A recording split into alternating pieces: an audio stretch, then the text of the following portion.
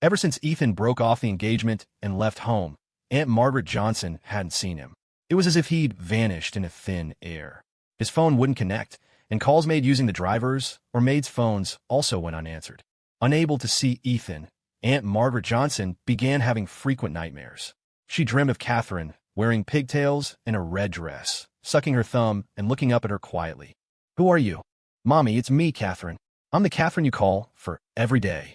Don't you recognize me?" "Catherine? No, I'm not your mother. Get lost." "Mommy, you don't want me anymore? Okay, I'll get lost." As soon as the little girl finished speaking, her head fell off. Her small, round head rolled and rolled across the floor until it reached Aunt Margaret Johnson's feet. She lowered her head and met the little girl's pitch-black eyes. When fear reaches its absolute peak, one is rendered speechless, unable to scream. The little girl grinned. "Mommy, I rolled over here." Aunt Margaret Johnson woke screaming from the nightmare, her blood-curdling shriek chilling in the dead of night. She grabbed handfuls of her long hair, tearing at her scalp, her eyes darting around in terror as if she could see something lurking in the darkness. Richard Johnson, sleeping in the next room, was jolted awake. He got up resignedly, pushed open her door, and sure enough, saw Aunt Margaret Johnson collapsed on the floor. "Honey," he walked over, putting on the facade of a caring husband, holding her and soothing her gently. There, you just had a nightmare. Don't be afraid. I saw Catherine. Catherine is dead. Yes, she's dead, but I see her every night. She's perched on my shoulder, standing right in front of me, covered in blood. I can't drive her away. Get Ethan back. Only he can drive Catherine away." In the years since Ethan had returned to the Johnson family, Aunt Margaret Johnson's condition had stabilized through her abuse of him. Her health had been slowly recovering, but who knew things would turn out like this? Now, Aunt Margaret Johnson's condition was even worse than before. She locked herself in her room, muttering nervously and glancing around, always claiming ghosts were coming to harm her. Ever heard the saying, "What goes around comes around," often with deadly consequences? She had killed her own daughter, and now her daughter was coming back to claim her life, to drag her down to hell. At first, Richard Johnson could patiently soothe her, holding her at night, pulling her close when nightmares woke her, kissing her forehead. That was fine for a day or two, but for the past week, Aunt Margaret Johnson hadn't been able to sleep properly. When she lost control, she would even scratch Richard Johnson. He still had work to deal with during the day. After maintaining his devoted husband persona for 2 days, he moved into the guest room next door, sleeping with earplugs, pretending not to hear Aunt Margaret Johnson's screams, no matter how loud. Tonight, he had simply forgotten his earplugs.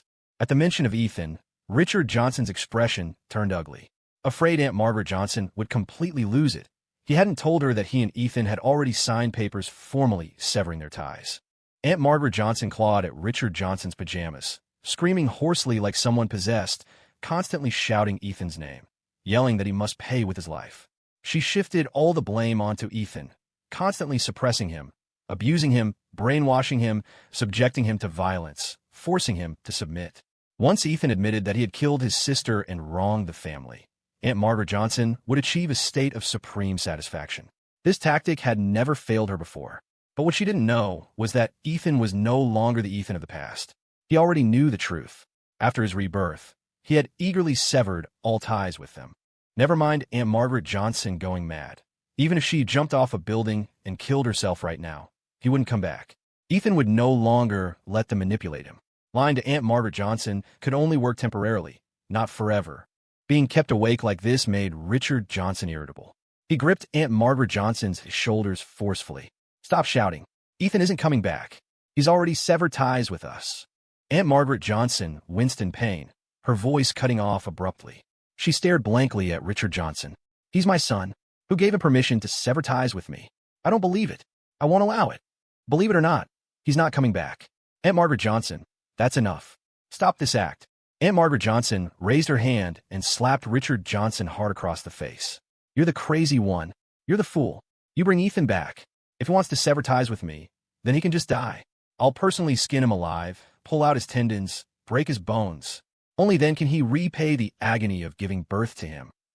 Richard Johnson shoved her away, disgust etched on his face. "He and I have already signed the severance papers. A public announcement was made online. He's no longer my son." Muttering her refusal, Aunt Margaret Johnson pulled out her phone to call Ethan. Just like during the day, the call wouldn't go through. Richard Johnson watched, increasingly agitated, tempted to lash out, but fearing an endless argument, he opted for the cold shoulder and strode out of the bedroom. Behind him, Aunt Margaret Johnson chased after him, shouting, but he acted as if he heard nothing. He quickly entered the guest room, shut the door, and locked it. No matter how much of a scene Aunt Margaret Johnson made outside, he paid it no mind. He put in his earplugs. The world was finally quiet. Richard Johnson was growing increasingly impatient with Aunt Margaret Johnson. It had been better when Ethan was around. He absorbed the brunt of her instability. With what was left, Richard only needed to coax her a little, and Aunt Margaret Johnson would become normal, even gentle, and utterly dependent on him. After Ethan left, that dependence had become a suffocating burden. Sometimes, Richard Johnson maliciously thought that if Aunt Margaret Johnson was going to stay this crazy, she might as well be dead. Another woman could not only bear him children, but also support his career. A fierce glint flashed in Richard Johnson's eyes. He couldn't spend his entire life shackled to a madwoman like her. Aunt Margaret Johnson was aging, her looks fading, her health poor, and she couldn't have any more children. All the assets in the Johnson family trust. How would they be handled after he died? Would they end up benefiting their rivals? An adopted child was certainly no substitute for one's own flesh and blood. It wasn't too late to have a child now and raise them properly. But if Aunt Margaret Johnson ever found out he had an illegitimate child outside their marriage, she would undoubtedly raise hell. If his devoted husband persona crumbled, it could even impact the company's market value. Suddenly, his phone vibrated beside his hand. Richard Johnson picked it up. Seeing it was a call from Benjamin Harper, he immediately removed his earplugs and answered. Benjamin Harper, why are you calling me so late? I'm about to sign for that plot of land in the Westbrook district. I think our two families could cooperate on this. Richard Johnson's eyes instantly lit up. That's fantastic. Cooperation between our families would be mutually beneficial.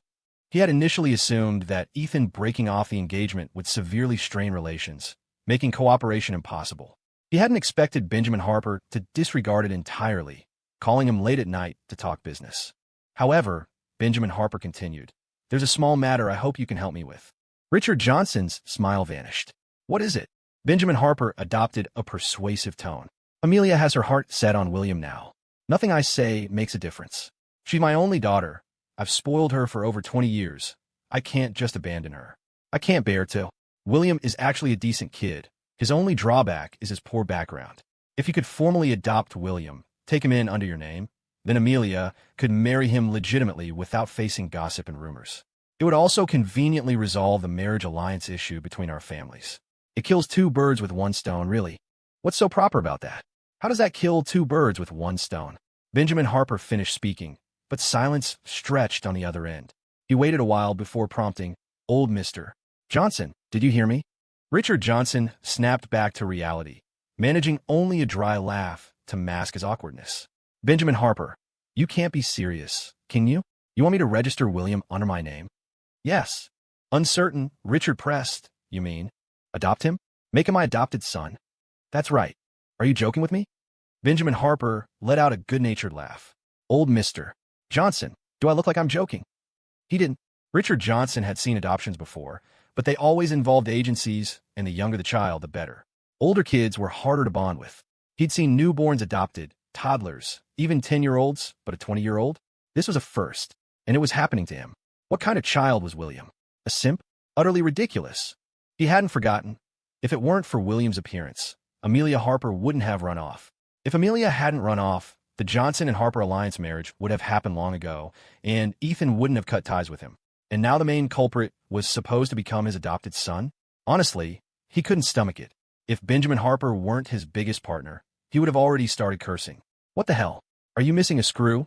Or were you born with an extra chromosome? Hearing Richard's breathing grow heavy over the phone, Benjamin Harper suddenly understood what was going through his mind. He chuckled warmly. Didn't Ethan cut ties with you? You don't have anyone under your family name right now. So why not adopt William? It's just putting his name under the Johnson family, making an announcement. You don't need to give him money or power. It just improves his reputation a bit. So Amelia marrying him won't be too embarrassing. It also helps solidify our partnership. Who knows? Maybe Ethan will hear you've adopted a son, get anxious, and come running back. Your family's business is my business. I consider you an old friend, and I've really thought this through from your perspective. Don't worry, I wouldn't harm you. Put that way, it sounded like he stood to gain quite a lot. And adopting sons wasn't exactly unheard of. Just like that. What else? Benjamin Harper replied, "Did you think I wanted William to inherit your Johnson family trust? I wouldn't do something like that. My only thought is to spare my daughter some humiliation." Just acknowledging an adopted son, without giving him any money, posed no downside for Richard Johnson. Plus, Benjamin Harper would owe him for this. Trading this favor for potential investment, sharing profits from joint ventures, strengthening ties between the families, binding their interests, it seemed purely beneficial, completely harmless. Still, he couldn't agree too easily. Richard's mind raced. I'll pretend to hesitate. Make it seem like a difficult decision. Make Benjamin Harper feel like he owes me a huge favor. Benjamin Harper, I understand what you mean, but this isn't solely my decision. I need to discuss it with my wife. Fine, yes, discuss it thoroughly. But do it quickly. Once this is settled, we can properly discuss the Westbrook district. Of course. I'll give you an answer very soon. With that, the call ended. Benjamin Harper had laid out the pros and cons clearly. The proposal was entirely for the Johnson family's benefit. If Richard Johnson tried to leverage this for more advantages, he'd just be greedy and ungrateful, like a snake trying to swallow an elephant. There would be no point continuing the partnership with someone like that. Richard Johnson understood this perfectly, which was why he couldn't appear too eager. He needed to play it cool. Reflecting on the conversation, while it still felt somewhat absurd, he had completely come around to the idea. He even felt a little pleased. This wasn't just killing two birds with one stone, it was killing many birds with one stone. Ethan definitely wasn't coming back. The way he'd signed the papers severing ties showed how desperately he wanted to leave, to cut them off completely. Before Benjamin Harper's call, Richard had been agonizing over the succession problem. Now it could be solved. First, adopt William nominally. Let Margaret get used to him. Then, slowly persuade her to adopt a younger child from Hope Springs foster home. At that point, he could pull a switcheroo and bring his illegitimate son back into the family. Now that would be proper and legitimate. Margaret was severely unstable right now. Bringing his biological son back too soon would surely traumatize the boy. Better to let William stand in for Ethan for a while, take the heat, and divert Margaret's attention. An adopted son could soothe his godmother's mental state, and maybe they could return to their previously comfortable, easy life. Thinking this through, Richard Johnson was suddenly eager to bring William into the fold. Some people were just meant to bear certain burdens.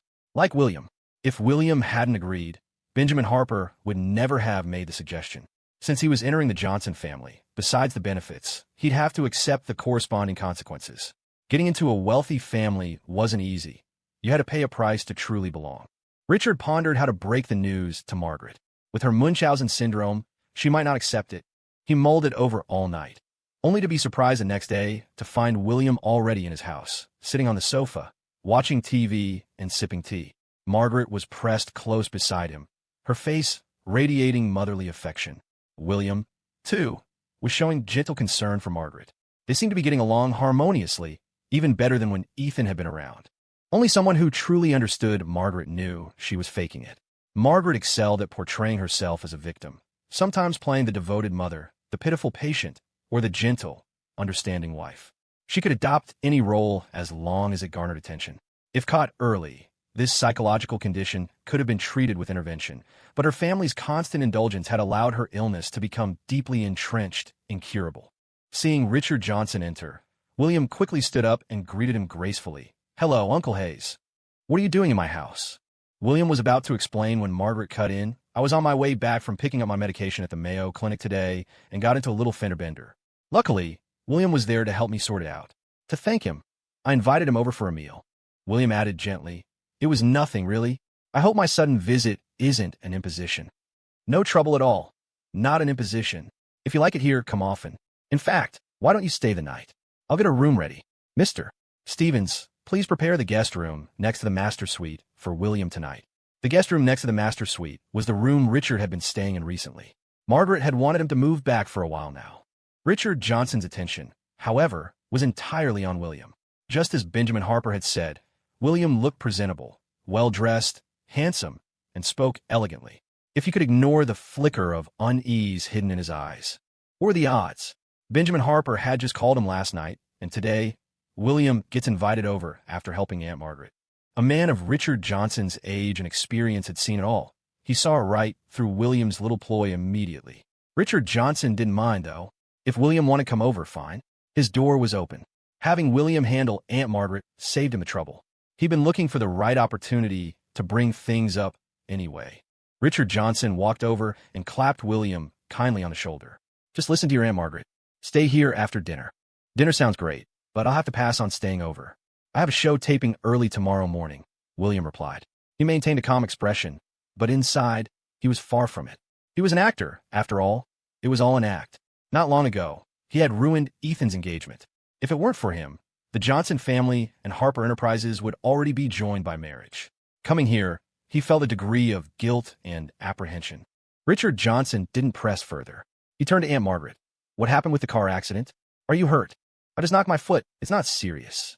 Aunt Margaret gently lifted her skirt hem, revealing a reddish bruise on her calf that actually looked quite severe. Richard Johnson went over, sat down, and examined the bruise up close. How could the driver be so careless? I was driving myself today. Aunt Margaret had a license, but was strictly forbidden from driving due to her health condition. Usually, a chauffeur took her everywhere. But for places like the Springfield Mental Health Center, she found it embarrassing and would typically ask Richard Johnson to drive her to the Mayo Clinic instead. Why didn't you tell me beforehand? You're too busy, and you haven't been resting well lately because of me. Aunt Margaret wore a pained expression, squeezing Richard Johnson's hand tightly. Tell me next time. No matter how busy I am, I'll go with you. It's fortunate you weren't seriously hurt this time, and lucky that William was there. To any outsider, their interaction painted a picture of deep affection. They were, after all, known both inside and outside their social circles as a devoted couple. But William couldn't shake the feeling that the injury didn't look like it came from a car accident. He was there. The collision wasn't serious, just a bump. If it had caused a real injury, he himself would have been dragged into trouble. Aunt Margaret suddenly brought up Ethan. Honey, do you know where Ethan went? Richard Johnson froze. He hadn't told Aunt Margaret about Ethan's current situation, keeping it from her for the sake of peace and quiet. But her expression, now, clearly showed she already knew. Richard Johnson had been keeping tabs on the reality show Ethan was on. He knew William was also on the program, although only appearing in the main episodes, not the Twitch streaming segments. His gaze shifted subtly towards William, but he feigned ignorance. Where did he go? He went on some reality show, and it's even being streamed on Twitch. It's utterly embarrassing. No wonder I couldn't reach him on his phone. Honey, arrange for someone to drag him back here. Richard Johnson was unsure how to respond, but thankfully, William chimed in. Aunt Margaret, Ethan signed a contract. He won't be able to come back for a while. Besides, the place where they're filming is 1242, 74 miles away, at some Oak Ridge farm. Aunt Margaret asked. Then how can I contact him? They had to turn in their phones before the show started. If you want to send him a message, I can help you contact the production crew. Aunt Margaret thought for a moment, then said, Let's forget it then. Some things aren't convenient for you to pass along. Doesn't your show have any breaks? How long will filming take? There are breaks, but it depends on the director's schedule. I'll let you know once I have more detailed information. Thank you so much, William. Judging by Aunt Margaret's expression and tone, she seemed quite pleased with William. For dinner, the chef prepared a lavish spread. William chatted with Aunt Margaret while they ate. After resting for 30 minutes post-meal, he left. Richard Johnson tentatively asked his wife, What do you think of William? He's all right, I suppose. Why do you suddenly ask about him? When Aunt Margaret wasn't having an episode, she was harder to read. Richard Johnson didn't hide anything, telling her directly about Benjamin Harper's phone call. If you think William is decent, we can make him our godson. He can keep you company more often when he's free. William's an actor, right? Does he have many fans? Aunt Margaret knew about William's family background, but little about him personally, relying mostly on hearsay. Richard Johnson paused, then nodded. Across all platforms, probably over 50 million followers. Over 50 million followers, practically a popular young star with serious influence. Aunt Margaret's eyes lit up. She grabbed Richard Johnson's hand tightly. Then let's do it. Let him call me godmother. There's no harm in accepting him. He has influence and fans. He can bring positive attention to our Johnson group, and Harper Enterprises will end up owing us a favor. Then, when William and Amelia get married, Amelia will have to call me mom too. Our families will have a real marriage alliance then. Accepting William as a nominal godson without spending a dime was impossible, being that cheap wouldn't look good if word got out. But investing in a few projects for him to star in was something they could afford. Aunt Margaret was right. Accepting William held no disadvantages. He brought fame and fortune, an ideal choice to solidify the relationship between the two families. If one didn't consider Ethan, Aunt Margaret paced around the dining room, clapping her hands slowly, her face alight with excitement. But the smile didn't reach her eyes, which looked chillingly grim. Ethan wants to cut ties with me, doesn't he? Fine. Then I'll leave my entire Johnson family trust to William. I'll make Ethan regret it so much he'll come crawling back, begging me."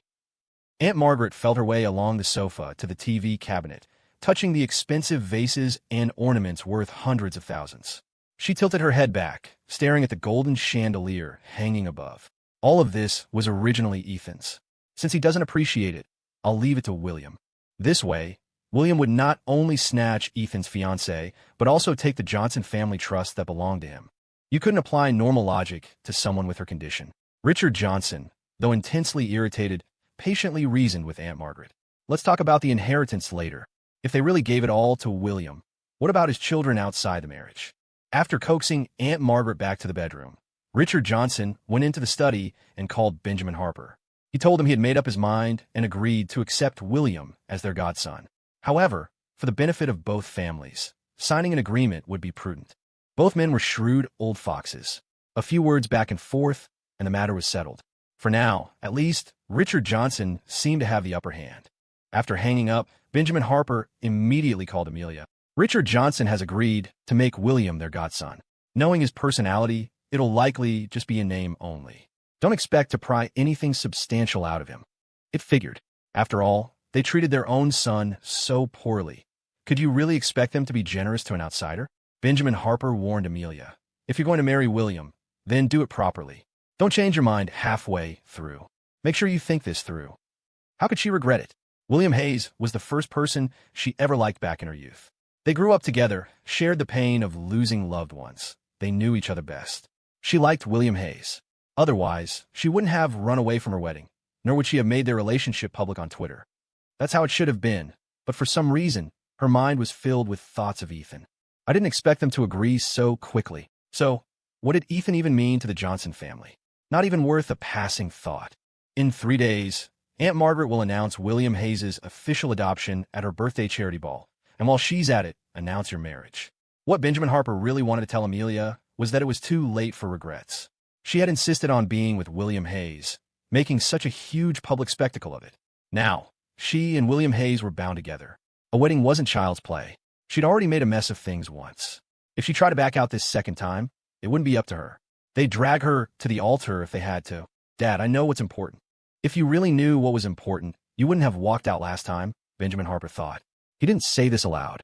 He just gave Amelia a few instructions, telling her to relay them to William Hayes. Go visit the Johnson family often when he had free time, spend more time with Mrs. Johnson, Aunt Margaret. As long as he kept Aunt Margaret happy, he could get anything he wanted. Benjamin Harper wasn't one to take a loss. Whatever benefits he conceded now, he intended to recoup double later. William Hayes was very good at keeping Aunt Margaret happy. He accompanied her shopping, watched movies with her, did flower arranging, tea-tasting beauty treatments. They chatted about everything. Hearing Aunt Margaret wasn't sleeping well, he even taught himself wellness techniques, gave her massages, made nourishing soups, and prepared therapeutic meals. He had a whole routine down for charming people. Gradually, William Hayes started staying over at the Johnson family home. After just one night, he noticed something strange. They say loving parents can resolve most family conflicts. Being in such a harmonious family should feel comfortable and warm. But he noticed the housemaids in the villa rarely spoke and seldom smiled. William Hayes didn't dwell on it, but just before falling asleep, he suddenly thought of Ethan. Why couldn't Aunt Margaret stand Ethan? Had Ethan done something terrible to deserve being disliked, resented, and kicked out of the house? Soon, it was Aunt Margaret's birthday. After deciding to adopt William Hayes, she and her husband began preparations, wanting to finalize everything as quickly as possible. They booked the Rosewood Grand Hotel, and all the prominent figures in their social circle were invited. The scale of the event rivaled Ethan's engagement party. Not only were distinguished guests invited, but Aunt Margaret also secretly contacted a large number of reporters for interviews. William Hayes was a popular celebrity, and as soon as word got out, paparazzi were camping out before dawn. The topic trended continuously on Twitter. When the news first leaked, William Hayes' fans couldn't believe it. Could such a windfall just fall from the sky and land right on their idol? Fans flooded the official Johnson Group social media page demanding answers. Soon, the official Johnson Group account posted an announcement. Tomorrow at 8 a.m., we will announce important happy news. Everyone is welcome to watch the Twitch streaming. Victoria Harper watched their every move. Although she wasn't in Rosewood City, she had many contacts and informants. It could be said that from the first day Aunt Margaret had the car accident and coincidentally met William Hayes, everything was within her control. Previously, she had planned to release information about Ethan's mistreatment within the Johnson family. But seeing how eagerly the Johnsons were rushing the adoption, she decided to give him a big gift instead, letting William Hayes get a taste of the Johnson family's true atmosphere beforehand. Lately, the director hadn't assigned any major tasks. With the hot weather, he was also worried about the participants' well-being, so aside from letting them have free time, he arranged some light, fun games to help the male and female participants bond. However, it turned out that the female participants only seemed to be growing closer to Ethan. Grace Parker spent her days researching Cajun cuisine, wanting to cook something delicious for Ethan, but the only thing she could make well was still porridge. Although Olivia Bennet still spoke sarcastically to Ethan, anyone could tell there was no real malice behind it. She approached him awkwardly, pestering him with questions like a grade schooler. As for Victoria Harper, ever since returning from her date with Ethan, she had become noticeably colder towards him. She'd occasionally give him a cold smile, and while she still tied his apron when they cooked or washed dishes together, she did it with excessive force, once even snapping the strings. No one knew why Victoria Harper was angry. When she got mad, she wasn't very threatening, like an annoyed house cat. Anyone who's owned a cat knows they're sensitive to scents. If the owner comes home smelling of another cat they petted outside, some house cats become unusually irritable, hissing, waiting for their owner to appease them.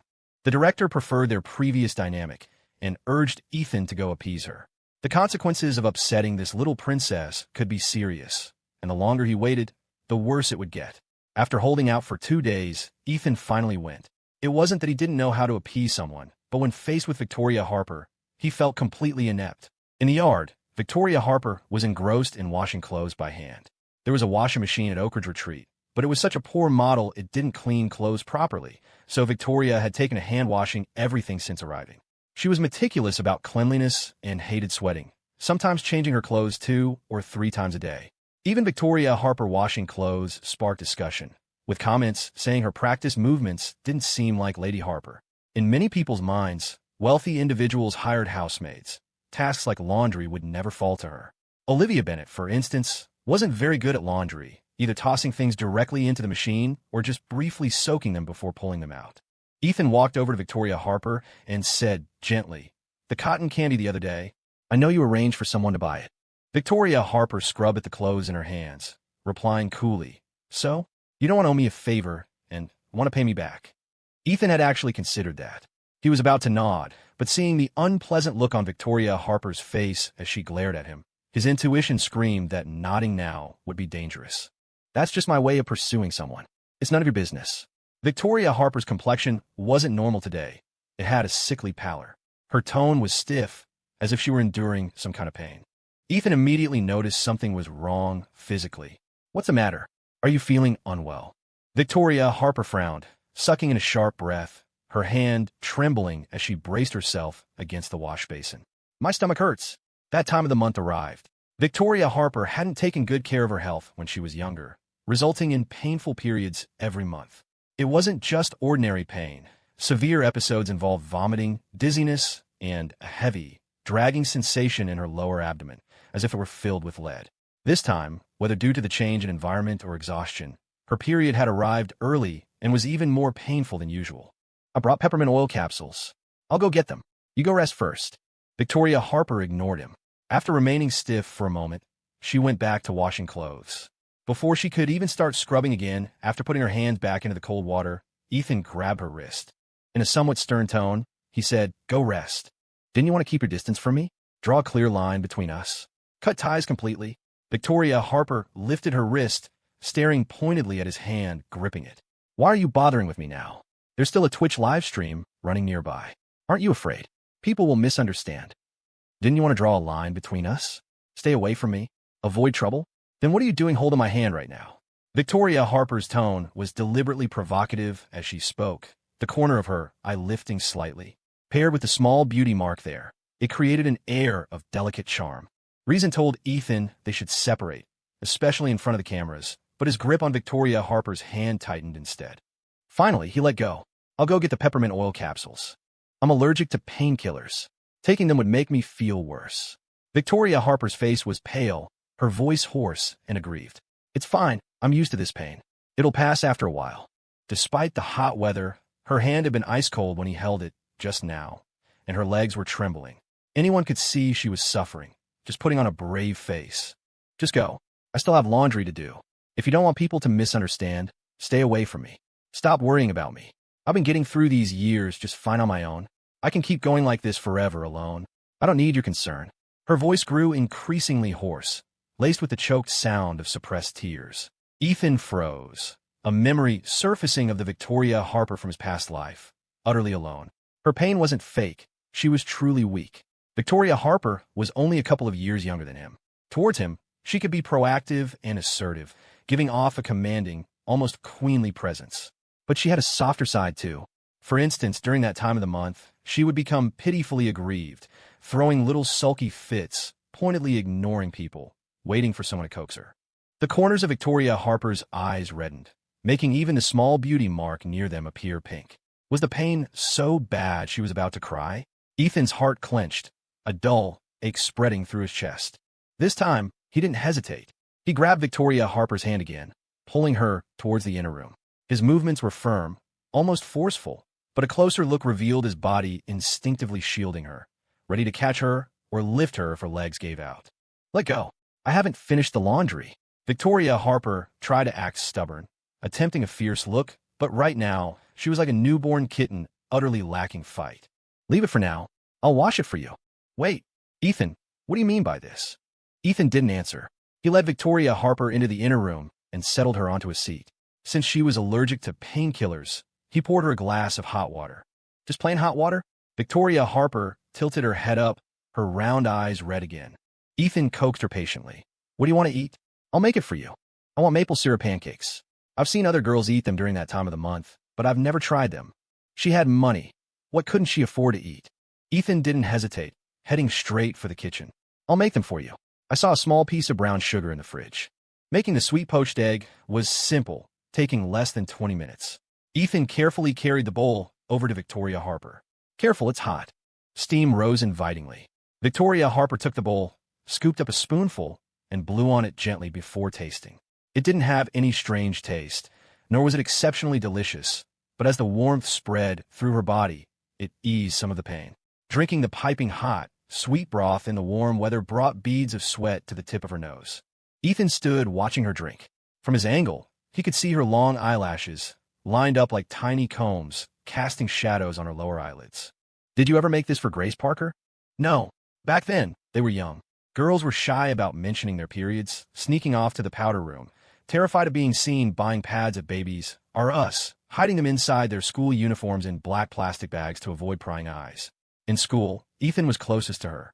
Though she never said anything, the observant Ethan still noticed. During health class, the director had said girls were more vulnerable during that time of the month, needing to watch their diet, avoid strenuous exercise, and get more rest.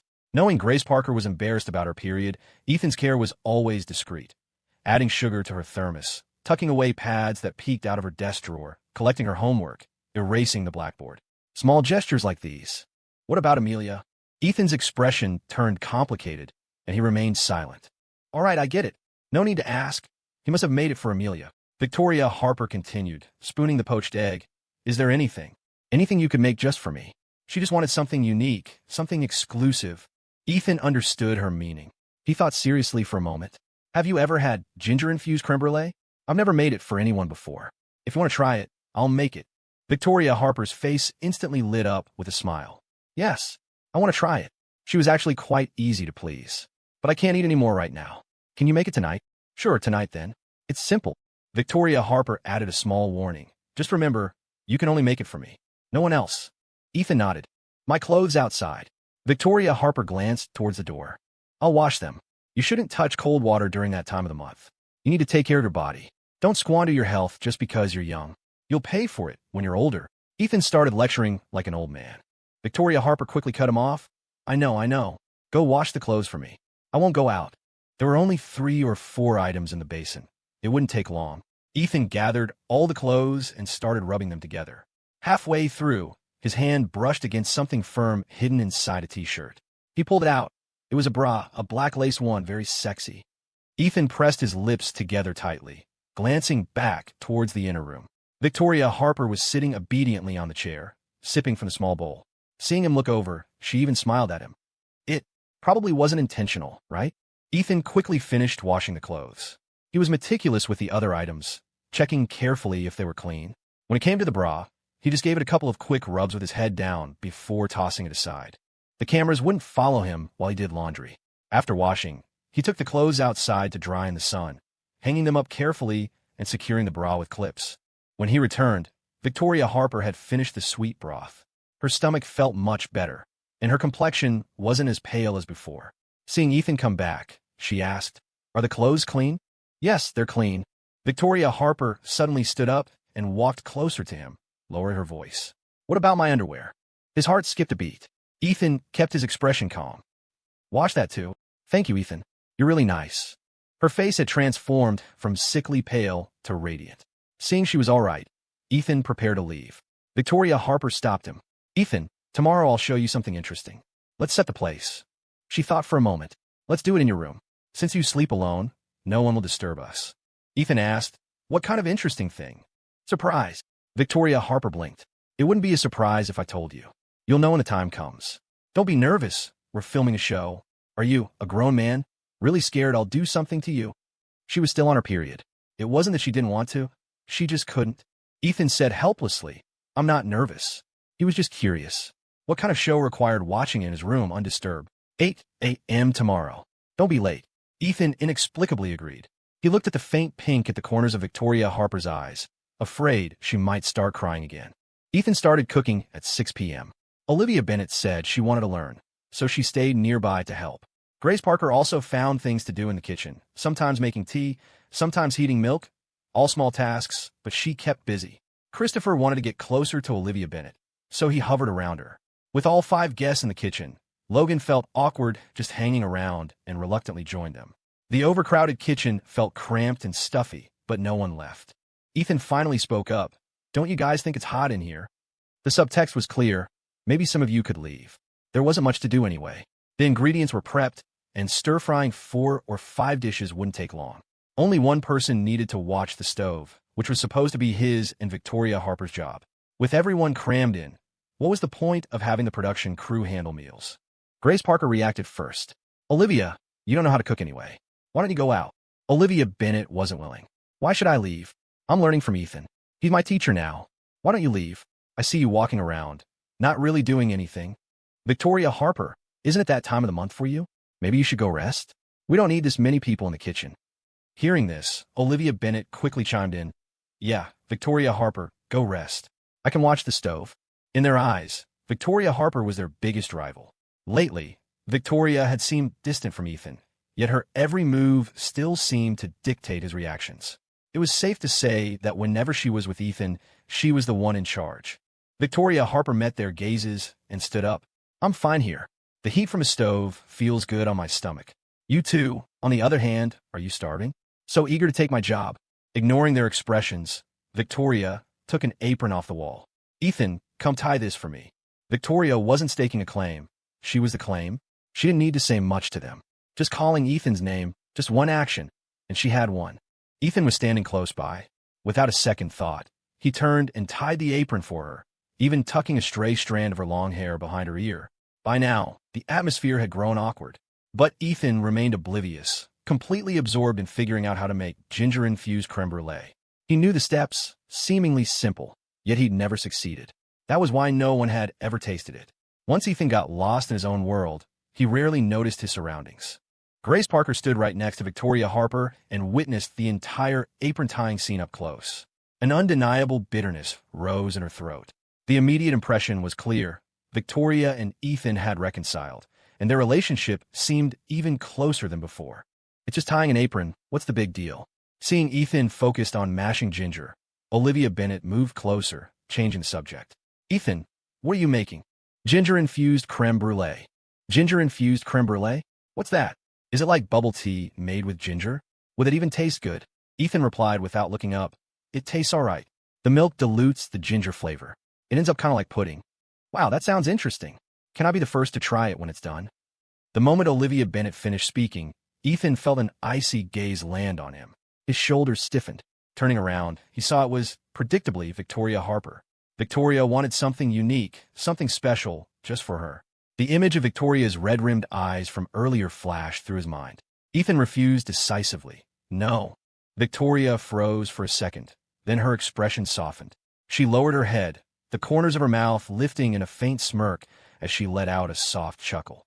Olivia Bennet, oblivious as usual, didn't understand what had just happened.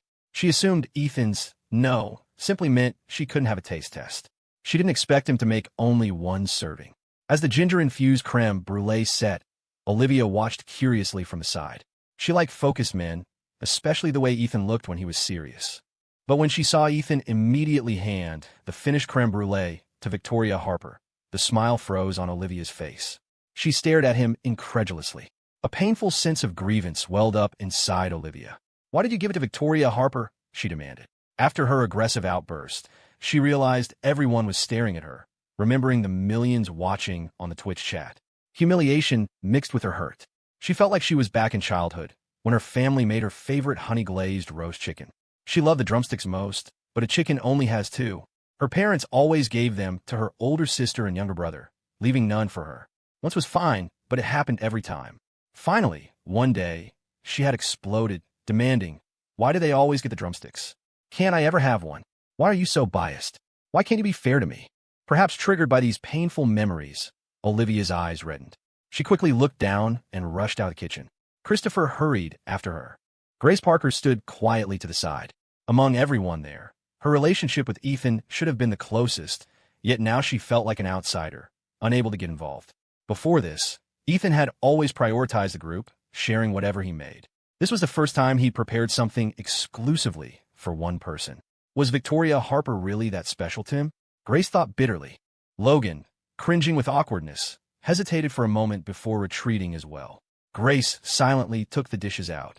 The once crowded little kitchen instantly emptied, leaving only Victoria Harper and Ethan. As if nothing had happened, Ethan asked Victoria, "How is it? Does it taste good?" Not bad. She didn't actually like ginger. She'd pick it out of stir-fries and restaurant meals.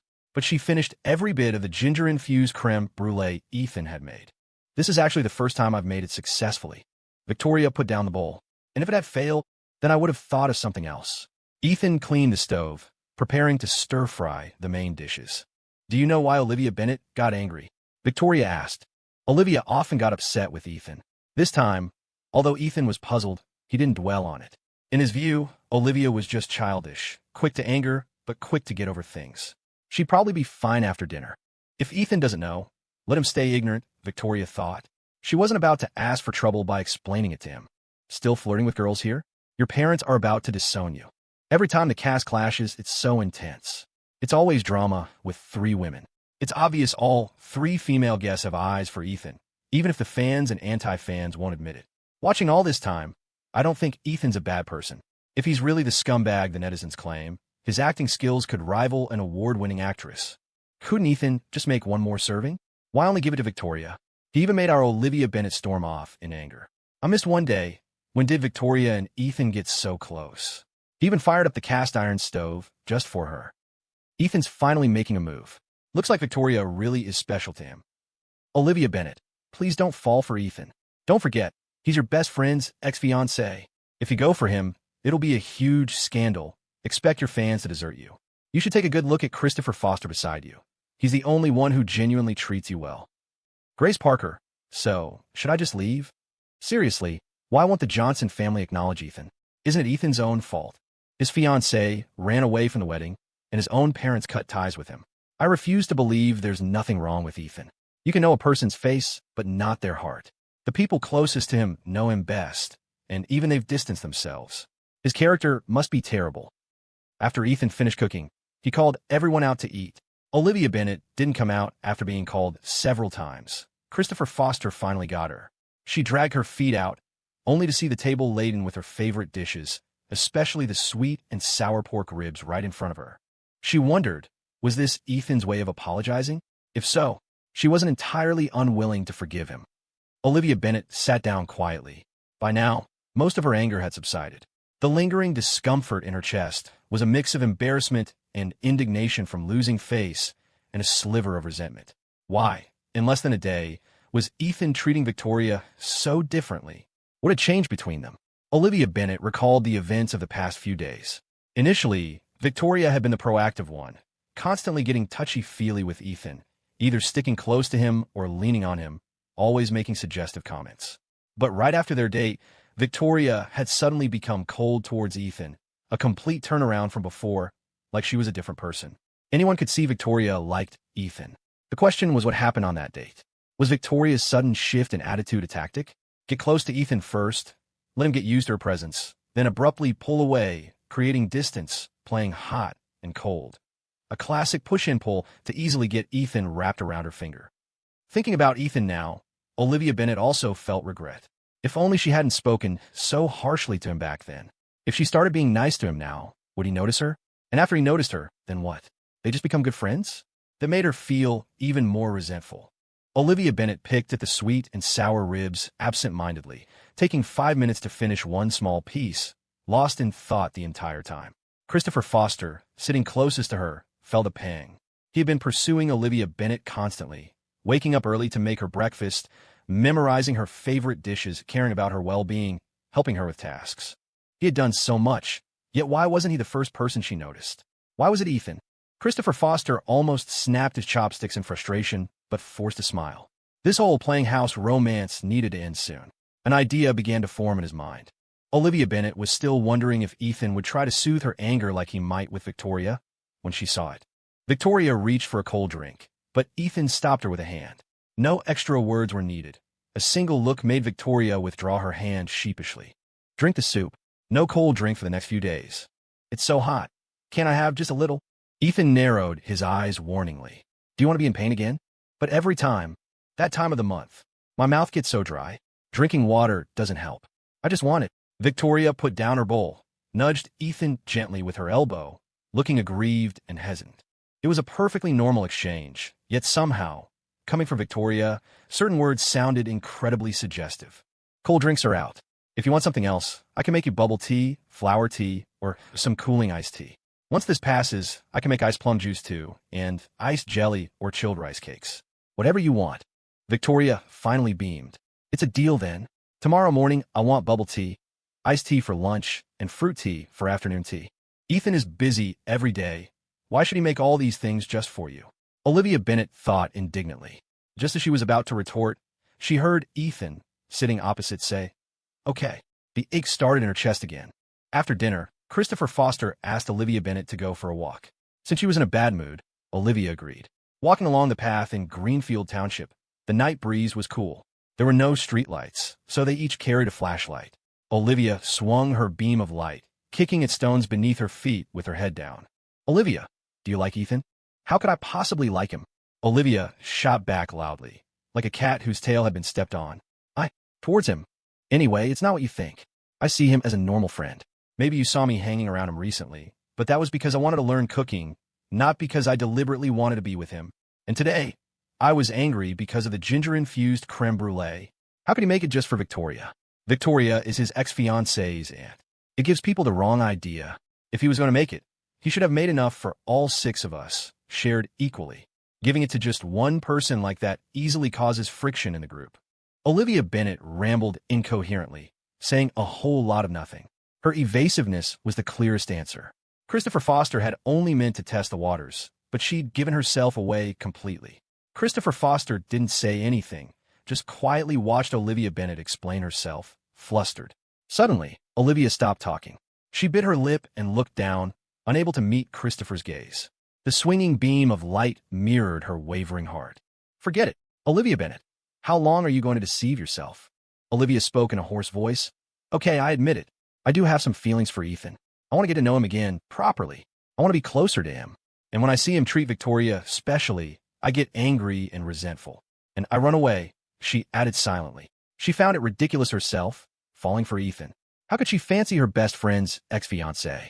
But then again, if Ethan could accept Amelia Harper's aunt, why couldn't he accept Amelia Harper's best friend? Relationship-wise, didn't that mean she actually had the better chance? But aren't you Amelia Harper's best friend? Don't you think going after her ex-fiancé is a betrayal of your friendship? Aren't you afraid she'll resent you? It wasn't that Olivia Bennet hadn't considered this. She had tried hard to restrain herself, but matters of the heart weren't something she could simply control at will. Well, Victoria Harper went after him too, and she's Amelia Harper's aunt. If everyone worried about every little thing, why even join a dating show? Many people said she was impulsive, that she acted without thinking about the consequences. But in reality, she had thought about it deeply. If she could, she wished she could go back to when she first met Ethan.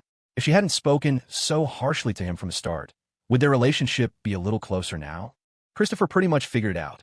Olivia Bennet was adept at being brainwashed. Forget being brainwashed by others. She could even brainwash herself. Looking at her now, it was clear she wouldn't be changing her target anytime soon. If you really like Ethan, I can help you. Ow! Regardless, Olivia Bennet wanted to try. If she succeeded, she would explain everything properly to Amelia Harper and resolve their conflict. If she failed, well, things would just stay as they were. Ethan is completely wrapped around Victoria Harper's finger right now. You should learn a thing or two from her. How am I supposed to learn from her? Learn her fashion sense? Or her way of doing things? She and Victoria Harper weren't the same type at all. If she tried to copy Victoria's style, first off, her figure couldn't pull it off. As for her methods, she admitted she was leagues behind Victoria. She wasn't nearly as skilled at flirting. In this respect, Olivia Bennet did have some self-awareness. Learn her play hard to get routine. Honestly, men don't like women who are too forward. Think about Victoria Harper. When she was initially proactive, didn't Ethan ignore her? Men prefer a challenge. Being too eager makes you seem cheap, and they won't cherish what they get easily. Victoria cleverly changed her strategy, suddenly distancing herself from Ethan, and that actually made him start paying attention to her. Olivia Bennet listened like an earnest schoolgirl. So what should I do? You can do the same as Victoria. Since getting close didn't get a reaction, distance yourself. You could even pretend to find another guy to test his reaction. You need to understand, only valuable things are worth competing for. When there are more competitors, he'll naturally get anxious. Seeing you with another man might make him look twice. Could it really be like that? Christopher was smarter than her. He'd gotten into a top university, started his own business, even developed a hit game while still in college. What he said must have some truth to it. Besides, didn't they say only a man truly understands another man? Then, can I ask you? Late at night, a faint smile touched Christopher's lips. Of course, we're friends. I'd be happy to help you test Ethan. At 10 p.m., after saying goodnight to Ethan, teasing him into saying it back, Victoria Harper leisurely returned to her room. Grace Parker was already waiting for her in the room. She sat on the edge of the bed, her gaze fixed darkly on Victoria from the moment she entered. It was clear Victoria Harper was in a good mood today. She was even humming as she came back. Meeting Grace's stare, her humming only paused for a beat, her smile unwavering. Victoria Harper, you're not right for Ethan, and he's not some toy you can just manipulate. Whether I'm right for him or not is something he needs to find out for himself. As for you, you tried and broke up. So clearly, you weren't very suitable. Victoria Harper knew exactly how to twist the knife. Grace Parker dug her nails into the back of her hand, not releasing even when red marks appeared. Lights out, time for bed. I have to get up early tomorrow for my iced tea.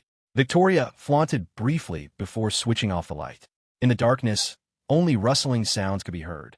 Victoria Harper reached under her t-shirt, unfastened her bra, and took it off. Once her eyes adjusted to the dark, Grace Parker looked towards Victoria, seeing a dim silhouette. Victoria Harper, do you want to know what happened between Ethan and me? No, and I'm not interested. The past was gone. What good would knowing do, other than make her feel uncomfortable? It served no purpose. Grace Parker's presence was a thorn in her side, but if she could remove the venomous thorn that was Amelia Harper, why would she fear being unable to deal with Grace? One thing Victoria Harper was absolutely sure of was that Ethan would not get back together with Grace Parker. If Ethan had been merely avoiding her recently, he was actively shunning Grace. Ethan was generally gentle towards people. For him to be consistently cold to Grace meant she must have done something unforgivable.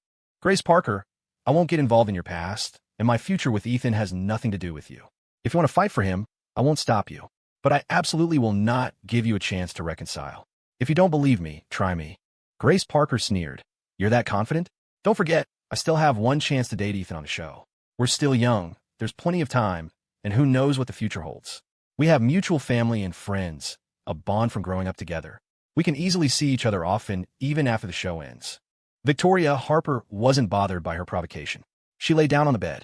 Then let's wait and see. At 7 a.m., the director announced a free day. Right in front of everyone, Victoria Harper went straight to Ethan's side. Go wait for me in your room. Leave the door cracked, I'll sneak in. Ethan didn't know what was about to happen. Seeing Victoria's sneaky side was both amusing and slightly nerve-wracking. It was a perfect opportunity for a public display of affection, but Victoria didn't want too many people to know, afraid of being interrupted later and having her mood spoiled. Ethan made a pot of hot bubble tea and took 2 cups into his room. The door was left slightly ajar, looking closed from the outside. At 7:55, sounds were heard outside, and Victoria Harper came in carrying a backpack. It was her first time seeing Ethan's room. Just as she'd imagined, it was clean and tidy. He hadn't thrown away the flowers Grace Parker had given him. Instead, he had turned them into dried flowers and placed them on the windowsill. After entering, Victoria locked the door behind her. There, now no one will disturb us. Ethan watched as Victoria came in, put down her backpack, and took out a tablet. You even brought your tablet to handle some work. Victoria placed the tablet on the desk and gestured for Ethan to sit down. Before the show starts, she asked, I want to ask you something. Do you regret cutting ties with your family and being stripped of your inheritance? If they begged you to come back, would you? Ethan immediately shook his head, his tone firm. No, his only regret was not severing ties with them sooner. Good. Without hesitation, Victoria Harper pressed a key on the tablet. The screen lit up, showing a large crowd of people. It looked like a banquet or perhaps a press conference. Ethan recognized the familiar setting, pondering, wasn't this the hotel where his engagement party had been held? Never mind the venue being the same. Even the furnishings, decorations, food, and the guests. None of it had changed at all, but now there were many reporters. The camera panned briefly, showing that even the area outside the main entrance was packed. What was going on? Slowly, Aunt Margaret Johnson appeared on screen, holding Richard Johnson's arm, followed closely by William. Margaret Johnson appeared confidently before the cameras, looking impeccably styled as she walked arm in arm with Richard Johnson, William trailing beside them. How did these 3 end up together? Before Ethan could dwell on it, Amelia entered on the arm of Benjamin Harper. Given the setting and the atmosphere, one might mistake this for William and Amelia's engagement party. Perhaps it really was. Ethan's curiosity was piqued. He had initially placed a chair further back, but now, wanting a clearer view of the screen, he moved it closer, sitting side by side with Victoria Harper. Backed by the vast financial power of the Johnson and Harper alliance, this banquet boasted an even larger guest list than the previous engagement party. Only the wealthy were invited, all present to congratulate Richard Johnson on gaining such a fine son. As William's godmother, Margaret Johnson basked in the spotlight. One might have expected some sadness from her, having lost her biological son, but seeing her today, she was radiant and full of life. Her hair was swept up with an ornamental hairpin, and she wore a form-fitting cheongsam. Beneath the exquisite makeup, even past the age of 45, she retained her allure. Throughout their entrance, Richard Johnson held her hand firmly, worried she might suddenly have an episode. Thankfully, Margaret remained calm the entire time, not mentioning Ethan even once. Leaning on Richard Johnson, she answered reporters' questions one by one, her demeanor gentle and noble. It was hard to imagine that just last night, she had been screaming uncontrollably in her room after a nightmare, shattering a vase worth millions. Her noble elegance garnered much praise from online viewers. Mrs. Johnson is so elegant, so beautiful. I wish I had a mother like her. Mrs. Johnson speaks elegantly, carries herself gracefully, and she's so beautiful too. Mr. Johnson protected his wife the whole time. Truly a model couple, as everyone says. If I had parents like that, I'd worship them. Ethan really doesn't know how good he has it. This adoption banquet already surpasses Ethan's engagement party last month, right? They've really given William a lot of face. It's clear both the Johnson family and Harper Enterprises value William highly. William stole their son's fiancée, yet they're still willing to accept him and adopt him? William must have something special that won them over. Being accepted by Richard Johnson and Benjamin Harper is enough proof that William is a good person. I bet Ethan cheated first. He has bad character. That's why his fiancée and his own parents abandoned him. Serve him right. Ethan saw these live comments and finally processed it. The Johnson family is adopting William? Victoria Harper hummed in agreement, leaning slightly closer to Ethan. Seriously, how did they even come up with this? Ethan suddenly recalled the joke he'd made when teasing Amelia that day. Could Amelia have arranged this? Seeing William's secretly pleased expression, Ethan could only wish him luck from the bottom of his heart.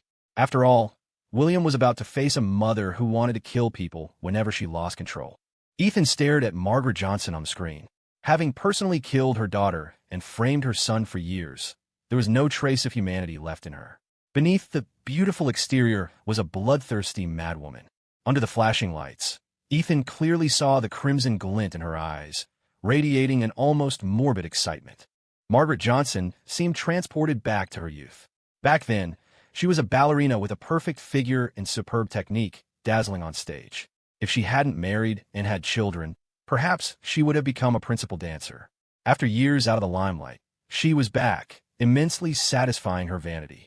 She thoroughly enjoyed being interviewed on camera, lauded by everyone. When a reporter asked, "Why adopt William?" Margaret Johnson replied, "Because he's so pitiful. He grew up without a mother. I heard she ran off with another man and abandoned him. Later, he went with his father to Harper Enterprises. Just as life was starting to look up, his father died in a car accident. It hasn't been easy for him, orphaned and alone, to get where he is today. My heart aches for him. Seeing him reminds me of my deceased Catherine." William's expression darkened, discomfort churning within him. His childhood had certainly been difficult, but he didn't need pity from others.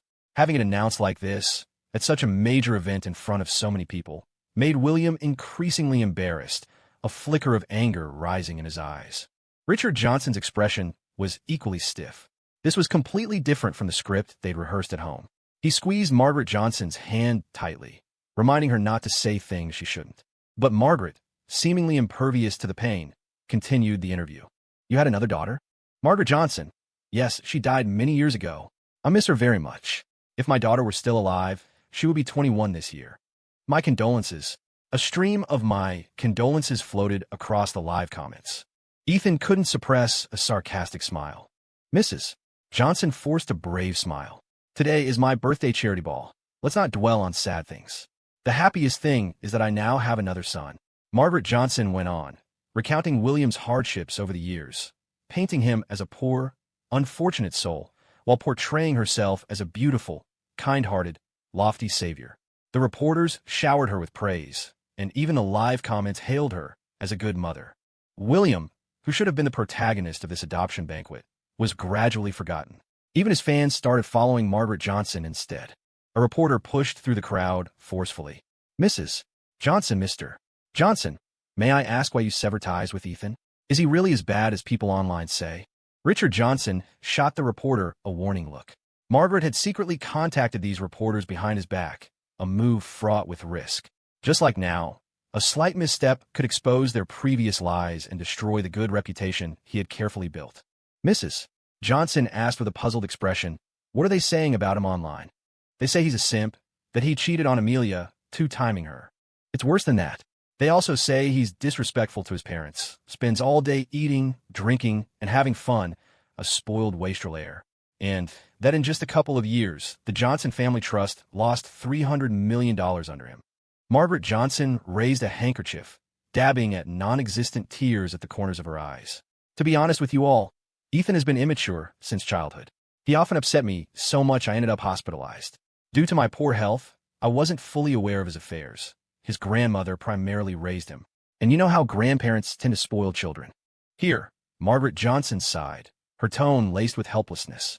"When our families arranged the civil marriage registration, Ms. Harper valued the bond between our families. However, our negligence in his upbringing led Ethan to fail Amelia. Now, to make amends to Amelia and to preserve the deep friendship between our families, we have decided to completely sever ties with Ethan and adopt William as our son. This way, William can rightfully marry Amelia, ensuring a blissful marriage." Even reporters accustomed to major events couldn't hide their surprise. "Are you saying that not only are you acknowledging William as your godson today, but the two families will also announce his wedding to Amelia?" Margaret Johnson's expression remained unchanged. "Yes, that's correct. Our families have reached an agreement. Since you've accepted William as your godson, will you grant him a share of the Johnson Family Trust in the future?" Facing the reporter's sharp question, Margaret Johnson remained composed and dignified. She patted William's shoulder like a doting mother. "I trust my connection with people. Since I've acknowledged William as my son, then he is my son. I treat all my sons equally." While William was pleased, he sensed a hidden meaning in Margaret Johnson's words, a subtle abruptness that felt jarring. Another reporter asked, "If Ethan reforms himself and returns to the Johnson family, would you be willing to give him another chance?" Margaret Johnson stared gently into the Twitch livestream camera, her eyes as lifeless as still water. She mechanically stretched her lips into a smile. If he sincerely apologizes to me, admits he was wrong, and promises never to do it again, I will still give him a chance. After all, he is my biological son. I will keep him by my side and teach him properly until he stops making mistakes.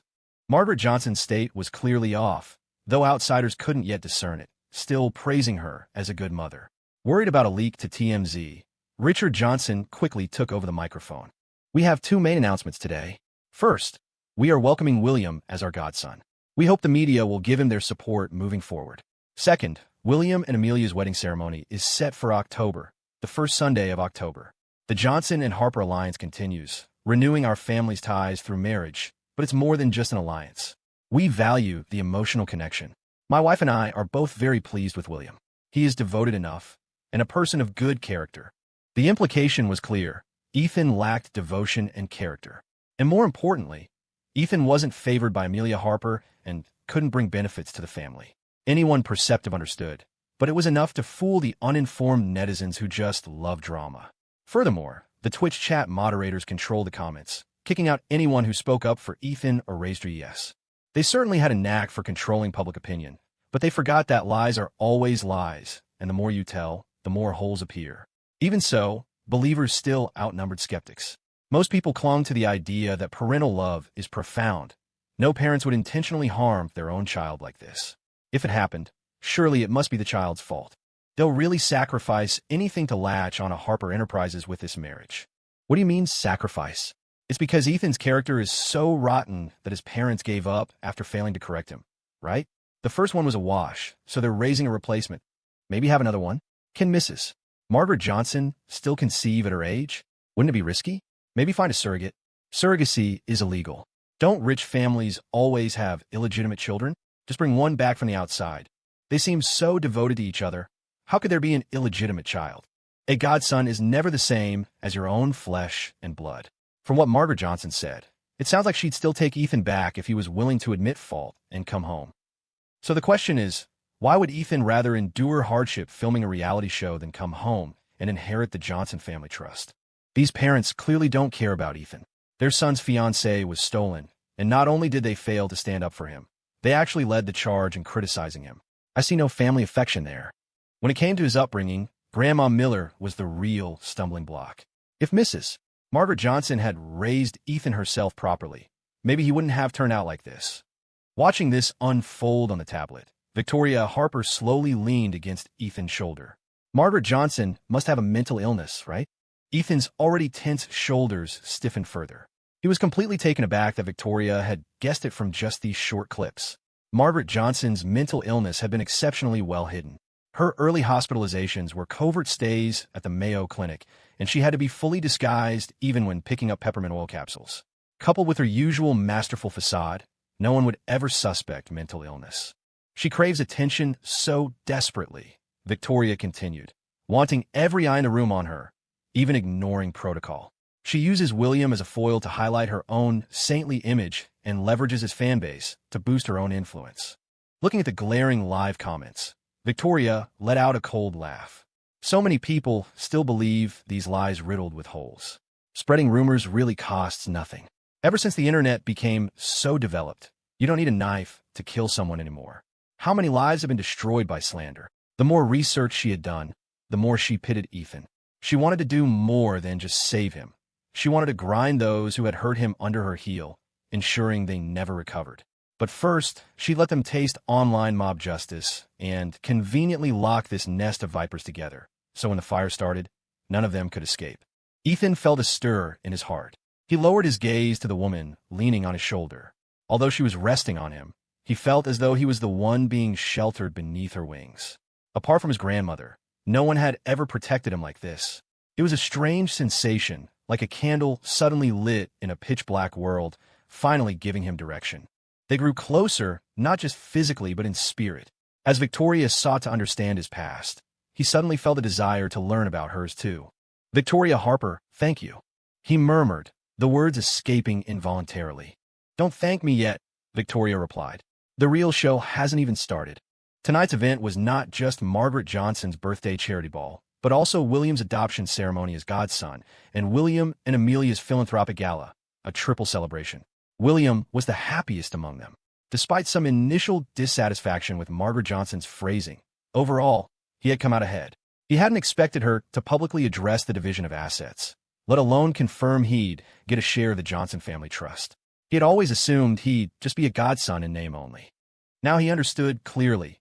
Margaret Johnson held the real power in this family. No wonder Benjamin Harper had advised him to keep her happy. After today, William's influence in Hollywood soared, his follower count climbing steadily, giving him a taste of sweet success. He raised his sparkling wine glass towards the Twitch livestream camera, looking radiant and confident. Pictured with Margaret Johnson, they were praised as a loving mother and devoted son. Standing with Amelia, they were lauded as a handsome and accomplished couple. After today, he, William, was the Harper family's son-in-law, the young master of the Johnson family, a man winning at life. He would never give Ethan a chance to come back. Richard Johnson simultaneously dreamt of the huge profits the Westbrook District Project collaboration with Harper Enterprises would bring, while also wondering when his mistress might get pregnant. Margaret Johnson, lost in the adulation, gradually forgot the torment of her recent nightmares. At the bustling gala, guests mingled, glasses clinking, amidst laughter and cheerful conversation. Benjamin Harper wore a smile, but his eyes were full of calculation.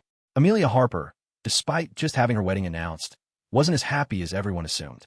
She clung to William's arm with feigned intimacy, inwardly wondering, would Ethan regret seeing this? Each person was lost in their own world. And just then, the large screens surrounding the hall suddenly flickered. Starkly displayed were intimate photos of Richard Johnson with various different women. The couple, who had just been putting on a show of affection, were suddenly caught completely off guard. The large screen was filled with intimate photos and sensational videos of Richard Johnson with various women. Real snapshots, definitely not AI-generated. Some were even pixelated, presumably too explicit for any minors present. Richard Johnson's face changed drastically. He grabbed the nearest staff member and roared, "Turn off that screen immediately. Where's your manager? Get your manager, the person in charge. Over here." The reporters still present lit up. Driven by the thought that this trip wasn't wasted, they surged forward, completely surrounding Richard Johnson. "Mr. Johnson, can you explain who the women in the videos are? What is your relationship with them? How long has this been going on? Mr. Johnson, when did you start cheating? Is your marriage over?" It all happened so suddenly. Mouths and bodies moved faster than minds. These questions were all knowingly pointed. Photographers holding cameras found their angles, adjusted their lighting, aimed, and unleashed a flurry of clicks. Out of hundreds of shots, surely one would be exactly what the gossip blogs wanted. Richard Johnson instinctively looked for Margaret. She wasn't faring much better, recoiling in shock. When her eyes met Richard's, they burned with disbelief and fury. Fortunately, the venue's security and bodyguards reacted quickly, separating the reporters. Catching his breath, Richard Johnson looked down at the footprints on his shoes, his face dark. Who could have released these videos and photos? He had been so discreet. Who had the means to expose this? Richard suspected everyone, from business rivals to Benjamin Harper, even adding Ethan to his mental list. But he quickly dismissed Ethan, confident the young man didn't have the capability to dig up so much. Richard's mind raced with panic. A cold sweat broke out across his forehead and down his back, his palms clammy. Just thinking about the look in Margaret's eyes made his heart clench as if caught on a fishhook. It was over. Richard didn't dare go online, didn't even dare look at his phone. The reporters trying to push past security toward him were like wild animals. The raised cameras and flashing lights formed an impenetrable wall. The hotel's large screen hadn't been turned off. Not only that, but the screens outside, even those lining the entire street, were now broadcasting Richard Johnson's cheating scandal. It was being live-streamed everywhere. Wait, is that Richard Johnson? He cheated? Wasn't he supposed to be madly in love with his wife? Every time he told the story of how they met, I cried. You're telling me he cheated? Where are all my tears for then? Born actor, way better than anyone in Hollywood these days. Now it's real acting. Another model couple bites the dust. It's bad enough when my fictional ships sink, but now a real-life couple I shipped? I give up. Tell me what's real anymore. Is anything real? He looks old, but plays around like he's young. An old toad chasing young frogs, ugly and sleeps around. Are the photos and videos real? Could they be deep fakes or photoshopped? Why did this break today of all days? I feel like there's more drama coming. Hope the live stream doesn't get shut down. As security maintained order, Benjamin Harper shielded Amelia. Learning from a bodyguard that the screens outside were also broadcasting it, he suppressed his anger and shot Richard Johnson a disgusted look. Such a fine occasion, this meticulously planned banquet, all ruined because of Richard Johnson. It wasn't that he hadn't seen men keep mistresses before, but he'd never seen one's affair blown up into a live, internet-wide spectacle like this. Men cheating in their circle was hardly unusual. If Richard Johnson hadn't cultivated such a devoted husband persona, it wouldn't have blown up this badly. He capitalized on that image, reaping the benefits, attention, fans, a good reputation. But when your actions contradict your words, the backlash is twice as severe. Benjamin suppressed his anger and quickly assessed the situation. He spotted William, gestured for him to go to Margaret first, and try to comfort his godmother. Margaret needed comforting right now. If William played his cards right, maybe she'd leave him some of her fortune. Thinking about it that way, the outcome might not be so bad after all. Escorted by bodyguards, Benjamin Harper approached Richard Johnson, furious. Richard Johnson's face was ashen. Benjamin, I'll give you an explanation for this. He wasn't worried about their partnership. From a moment they signed the agreement to co-host this banquet, their interests had become inextricably linked. Benjamin could certainly break the contract, but the penalty clause was steep. Even if Richard paid up, Benjamin wouldn't necessarily profit. Benjamin snapped, "You'd better worry about calming down your wife first. Now that your affair is public, she's the one you've wronged the most. If she forgives you, if she's willing to say a few words for you publicly, that'll be more effective than anything else." That was true, but the crucial question was, would Margaret be willing? Margaret was unpredictable. No one knew better than Richard just how terrifying the mental world of someone with Munchausen syndrome could be. Margaret had once killed their own daughter simply because they felt she was getting too much attention. Just as the two were discussing countermeasures, Richard Johnson received a call from his assistant. "Mr. Johnson, bad news. You need to check Twitter." He knew what it was without looking. "Are those photos of me trending on Twitter?" "Not just that. Your son, too." Richard Johnson froze, taking a deep breath. "Ethan, what about him?" "It's complicated. You should just look yourself." With that, the assistant hastily hung up. Richard pulled out his phone, hesitated for 2 seconds, then gritted his teeth and opened it. The top trending topic on Twitter was about Ethan buying the #1 trending spot. Someone had spent a fortune. Ever since Ethan broke off his engagement and joined that dating show, rumors had constantly swirled around him. That he was simping for Amelia, that he was a scumbag, disrespectful to his parents, irresponsible, utterly lacking any redeeming qualities. Uninformed netizens readily took to their phones to flame him, saying he was inherently bad. Margaret had even publicly declared that Ethan turned out this way entirely because his grandmother had raised him improperly, spoiling him rotten. Ethan could ignore the other accusations, but he couldn't stand people slandering his grandmother. If it weren't for her, he would have died long ago. His grandmother was the best person in the world. Nearby, Victoria Harper gently took his trembling hand. "Ethan, from now on, no one will bully you anymore." The hotel's large screen went black. Just as everyone thought it had finally been turned off, it lit up again. It was the trending video from Twitter. The content was simple, chronicling Ethan's upbringing. He started living with his grandmother at age 6. To her, he was a dutiful child who did chores, massaged her shoulders, pounded her back, and washed her feet. To the neighbors, he was the proverbial perfect child next door. To his teachers and principal, he was an exemplary student. He excelled academically, treated everyone politely, and never lacked friends during his school years. Everyone around him, except his biological parents, said he was a good kid. When Ethan was facing the internet-wide smear campaign and various scandals, it wasn't that no one spoke the truth, but their voices were too small, easily drowned out by the overwhelming tide of public opinion.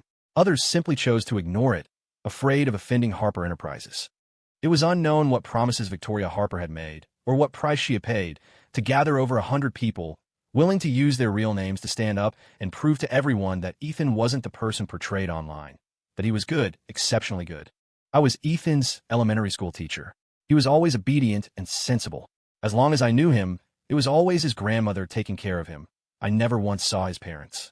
We're just in a regular place like Greenfield Township. Resources are average, nothing like the big cities. Back when he was in school, I always thought he was a left-behind child from an ordinary family. I never imagined he was the young master of the Johnson family. I was Ethan's elementary school classmate. Ethan used to get bullied. Kids called him a bastard with no parents. He never mentioned his parents, and they truly didn't seem to care about him at all. I was Ethan's neighbor, knew him for over 10 years. When his grandmother first brought him here, he was thin as a rail, sick all the time. You couldn't tell at all he was from the Johnson family. Those people online saying he's unfilial, have they ever actually met him? Around here, he was known for being wonderful, good grades, dutiful to his grandmother. He knew how to cook when he was just a couple of years younger. When he came home, he'd help his grandma with chores, pound her back, massage her shoulders. When he was a freshman in college, his grandmother got sick. He rushed back overnight and stayed by her bedside in the hospital for a month. Sadly, she still passed away. During that whole time, we never saw his parents either. If you want to talk about unfilial, they're the unfilial ones. Talk about the pot calling the kettle black. After his grandma died, the poor kid lost so much weight. After that, we lost touch with him. I used to work as a housemaid for the Johnson family. I used to work as a housemaid for the Johnson family, the woman began, and this is the contract I signed back then. I can prove that all those negative rumors about Ethan online are false, malicious slander, part of a deliberate cyberbullying campaign. Ms. Johnson isn't nearly as good as you all think. She constantly beat and cursed her own son, never treated him like a human being, worse than a dog. Even, she demanded Ethan stay home to take care of her, responsible for all her daily needs, her meals.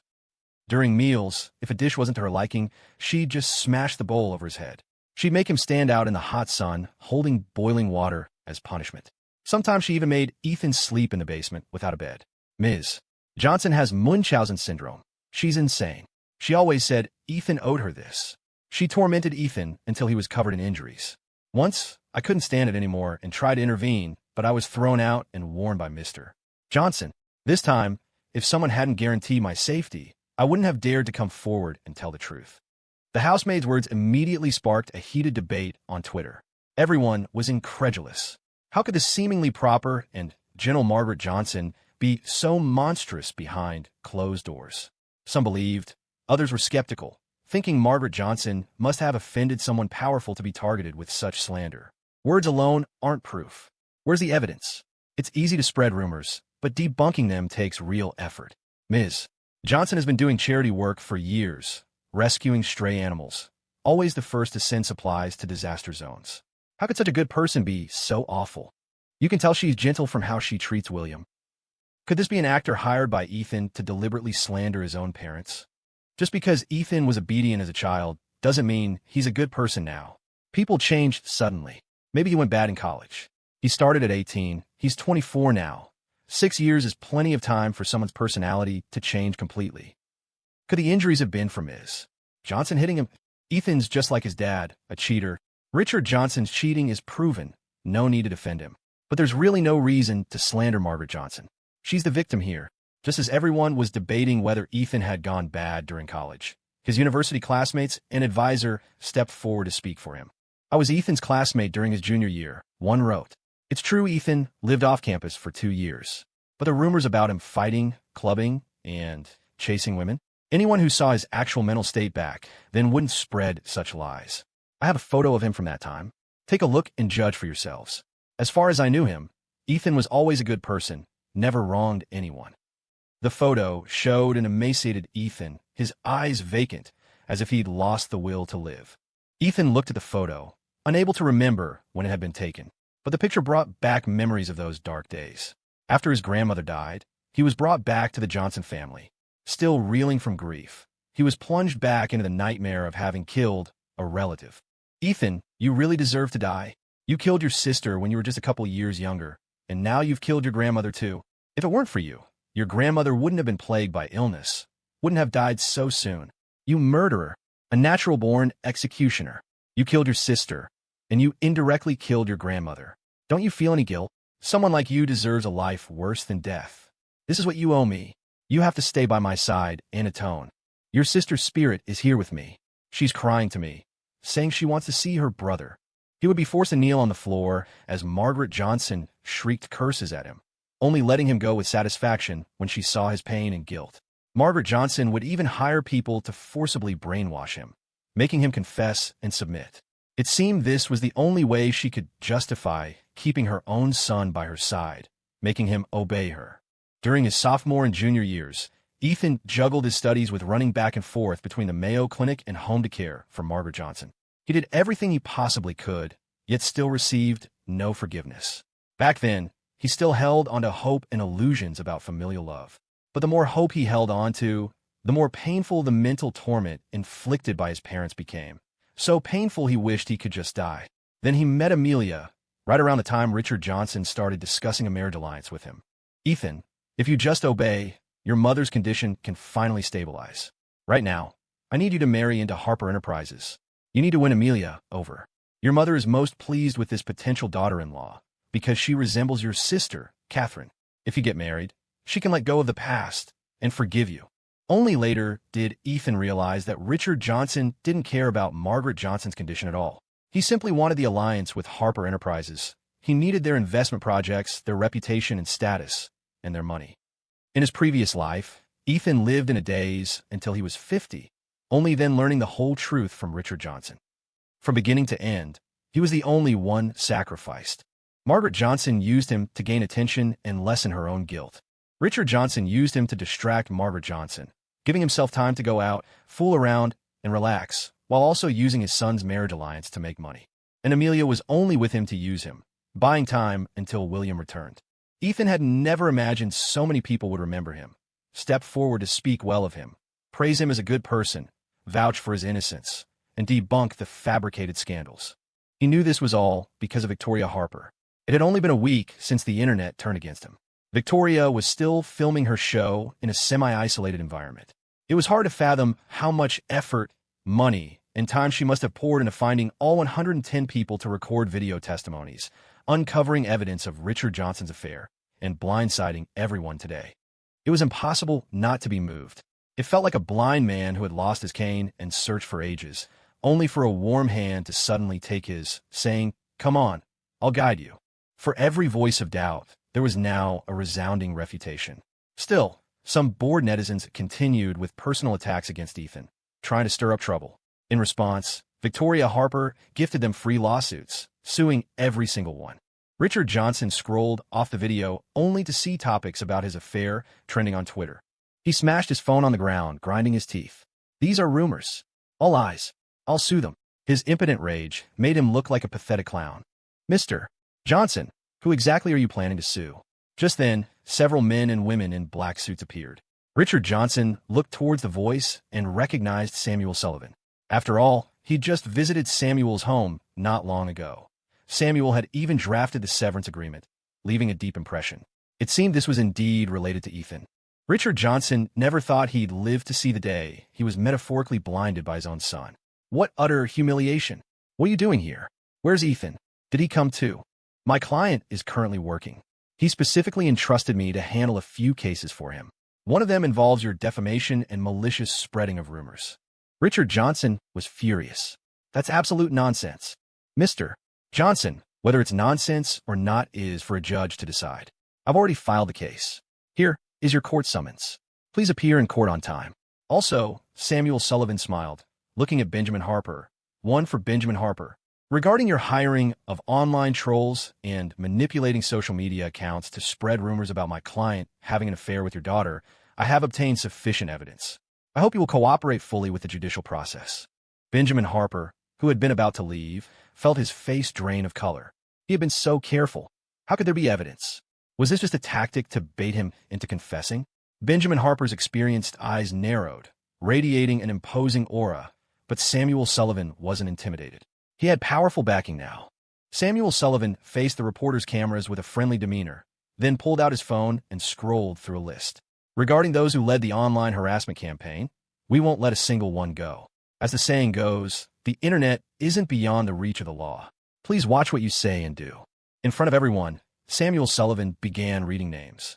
First, Liu Chong, username Invincible Steel Cannon, posted multiple false statements online, causing extreme harm to the victim. Second, Zhang Min, username Spicy Crayfish, repeatedly reposted malicious comments, inciting netizens' emotions. Third, these are the most active smear accounts and top-liked haters recently. Some were even present in the crowd. Upon hearing their names called, their faces turned white, and some collapsed right there on the ground. A quick glance suggested there were over 1,000 names. Impossible to read them all. Samuel Sullivan's mouth was dry. "Forget it. I'll post a full list on Twitter. Don't worry about missing it, because our boss will definitely pay to get it trending. The number of people on the list will only grow, not shrink. Don't think you can get away with it. Let me issue a warning here. Do unto others as you would have them do unto you. Don't become the next person named. I also urge anyone who participated in the cyberbullying to step forward, admit their mistake, and apologize. Otherwise, you will face the consequences. The upcoming cases will be handled jointly by myself and the legal team from Yang Group's Public Relations Department. Yang Group? Hearing those two words, the previously noisy environment fell eerily silent. Those who hadn't taken it seriously and were still whispering about Ethan in corners instantly shut their mouths, staring in horror at the legal team Samuel Sullivan had brought. No wonder some had thought these lawyers looked familiar. They hadn't come from some small-time firm. They were from Yang Group. Yang Group was a conglomerate that had risen meteorically in recent years, with operations spanning first-tier cities like Hai City, Emo City, and Jing City. It had created one business legend after another in just 5 years. The founder remained a mystery with a net worth of $5 billion. Some speculated it was an established tycoon operating under a new name. Others claimed powerful backers. Regardless, no one dared to provoke them currently. And when talking about Yang Group, its PR department and legal team were legendary. Nicknamed the Southern Surefire, they had never lost a case. Once the boss gave the word, no lawsuit was unwinnable. Minor offenders ended up blacklisted and credit ruined. Major ones faced a minimum sentence of 7 years in prison. With a reputation like that, who would dare cross them? Yet this fearsome team was now working for Ethan, suing over 1,000 netizens on his behalf. Richard Johnson was utterly dumbstruck, his face ghastly pale. He clutched his chest, gasping for breath, his legs turning to jelly. He had to grab onto a nearby bodyguard to keep from collapsing. How could Ethan know such powerful people? If he had known his son had these connections, why would he have needed that marriage alliance? He certainly wouldn't have driven Ethan out like that. Fear mingled with regret, like watching the god of wealth walk right out of his own house. Benjamin Harper initially hadn't thought much of Samuel Sullivan and his team, deeming them unimpressive. But upon hearing the name, Yang Group, his expression changed dramatically too. How could Ethan know people like this? When did he acquire such influence? Could this entire situation have been an elaborate trap orchestrated by Ethan from the beginning, designed to take them all down at once right here? The more Benjamin Harper thought, the uglier his expression became. Mr. Harper, Richard began tentatively. Benjamin shot him a freezing glare, his voice dripping with scorn. Forget not being able to keep it in your pants. You can't even control your own son. Richard Johnson, you're a disgrace. If I hadn't valued our connection back then, I never would have partnered with you. And now, because of Ethan, we've pissed off the head of the Yang Group. You're asking me what to do? Who the hell am I supposed to ask? You're worse than useless. You actively screw things up. Richard Johnson flushed crimson under Benjamin's tirade, unable to meet his eyes. He stared down at his shoes, his gaze filled with sullen resentment. Finished venting, Benjamin took the court summons from one of his security guards. Initially, he hadn't thought much of it, believing they couldn't possibly have any real dirt on him. But now it was different. With the Yang Group involved, they wouldn't have filed a case unless they were absolutely certain they could win. It was just defamation and invasion of privacy. The sentence wouldn't be severe, likely just a fine. The real problem was that everyone knew now. It was tantamount to a public execution. If he lost the lawsuit, he'd have to issue a public apology, and his reputation would be ruined. His reputation was the company's reputation. This would undoubtedly hit the stock price. Benjamin Harper was so furious his teeth began to ache. He picked up a glass of water and took a sip. Just then, his executive assistant took a call, then hurried over, whispering urgently in his ear. Mr. Harper, someone reported the company for tax evasion. The Revenue Service is at the headquarters right now. Benjamin Harper spat out the water, his hands starting to tremble. He knew better than anyone whether the company's books were clean or not. This time, the damage was going to be immense. Benjamin Harper was filled with bitter regret. Richard Johnson soon received a call from his own company with the same news, a tax audit. Not only that, but protesters were outside the building with banners and loudspeakers. Richard Johnson is an adulterer. Richard Johnson abuses his son. Richard Johnson has no shame. Richard Johnson couldn't go home, couldn't go to the office. The humiliation was overwhelming. It felt like everyone was laughing at him. Richard Johnson held on for as long as he could, but finally, his body gave out. He swayed and collapsed backward. The security guard nearby was distracted by the video on the screen and didn't react in time, letting him fall flat on his back. Benjamin Harper let out a derisive snort, turned, and walked away.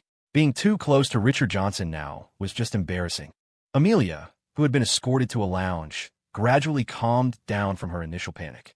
She subtly asked the staff about the situation outside while checking her phone for online updates. Then she saw it. 110 people had come forward, using their real names, to vouch for Ethan. She saw photos of Ethan from his sophomore year of college. He looked so different from the man she knew now, almost malnourished. An image flashed in her mind. On the rooftop of the Mayo Clinic, a young man in a loose white shirt standing by the railing. The cold wind billowed his clothes as he raised his arms, like a white dove about to take flight. Amelia drifted into recollection, sifting through her memories of Ethan over the years. It felt like she had forgotten something important. The sound of the door opening jolted Amelia from her thoughts. Amelia instinctively stood up as Benjamin Harper entered, his face rigid. "Why does Ethan know the head of the Yan Group?" he demanded coldly. "When did they even meet?" Amelia stared, taken aback. Who? The head of the Yan Group? She'd heard of the corporation, of course, but its leader was famously elusive. In the 3 years she'd known Ethan, he had devoted nearly all his time and energy to her. His routine was simple and predictable. He was either with her, at home, or at the company. How could he possibly have had the time or opportunity to meet the president of the Yan Group?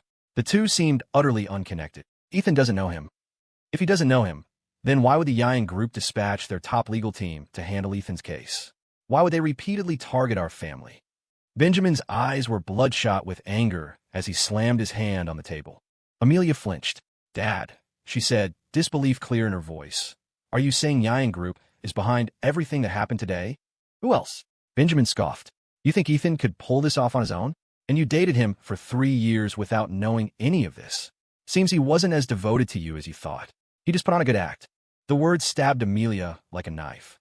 She had truly believed Ethan loved her deeply, more than life itself, that he couldn't live without her. Yet, he had walked away from their engagement without a backward glance. He had so many secrets she knew nothing about. Grace Parker, and now the Yan Group. Looking back on their 3 years together, had Ethan been lying to her all along? Benjamin muttered under his breath. "If I'd known he was connected to the Yan Group, I wouldn't have treated him so harshly." "Dad, are we in serious trouble?" Amelia asked. Benjamin Harper didn't answer. His silence only made Amelia imagine the worst. "I'll go find him," Amelia said urgently. "Stop," Benjamin snapped. "Where are you going to find him?" Amelia, already heading for the door, froze. She suddenly remembered Ethan was still away filming his show, not in Rosewood City. "Dad, in a couple of days I have to film that live variety show. I'll see Ethan then. I'll talk to him properly and clear things up." Benjamin was somewhat satisfied to see Amelia regain her composure so quickly. He didn't object. What if Ethan still had feelings for her?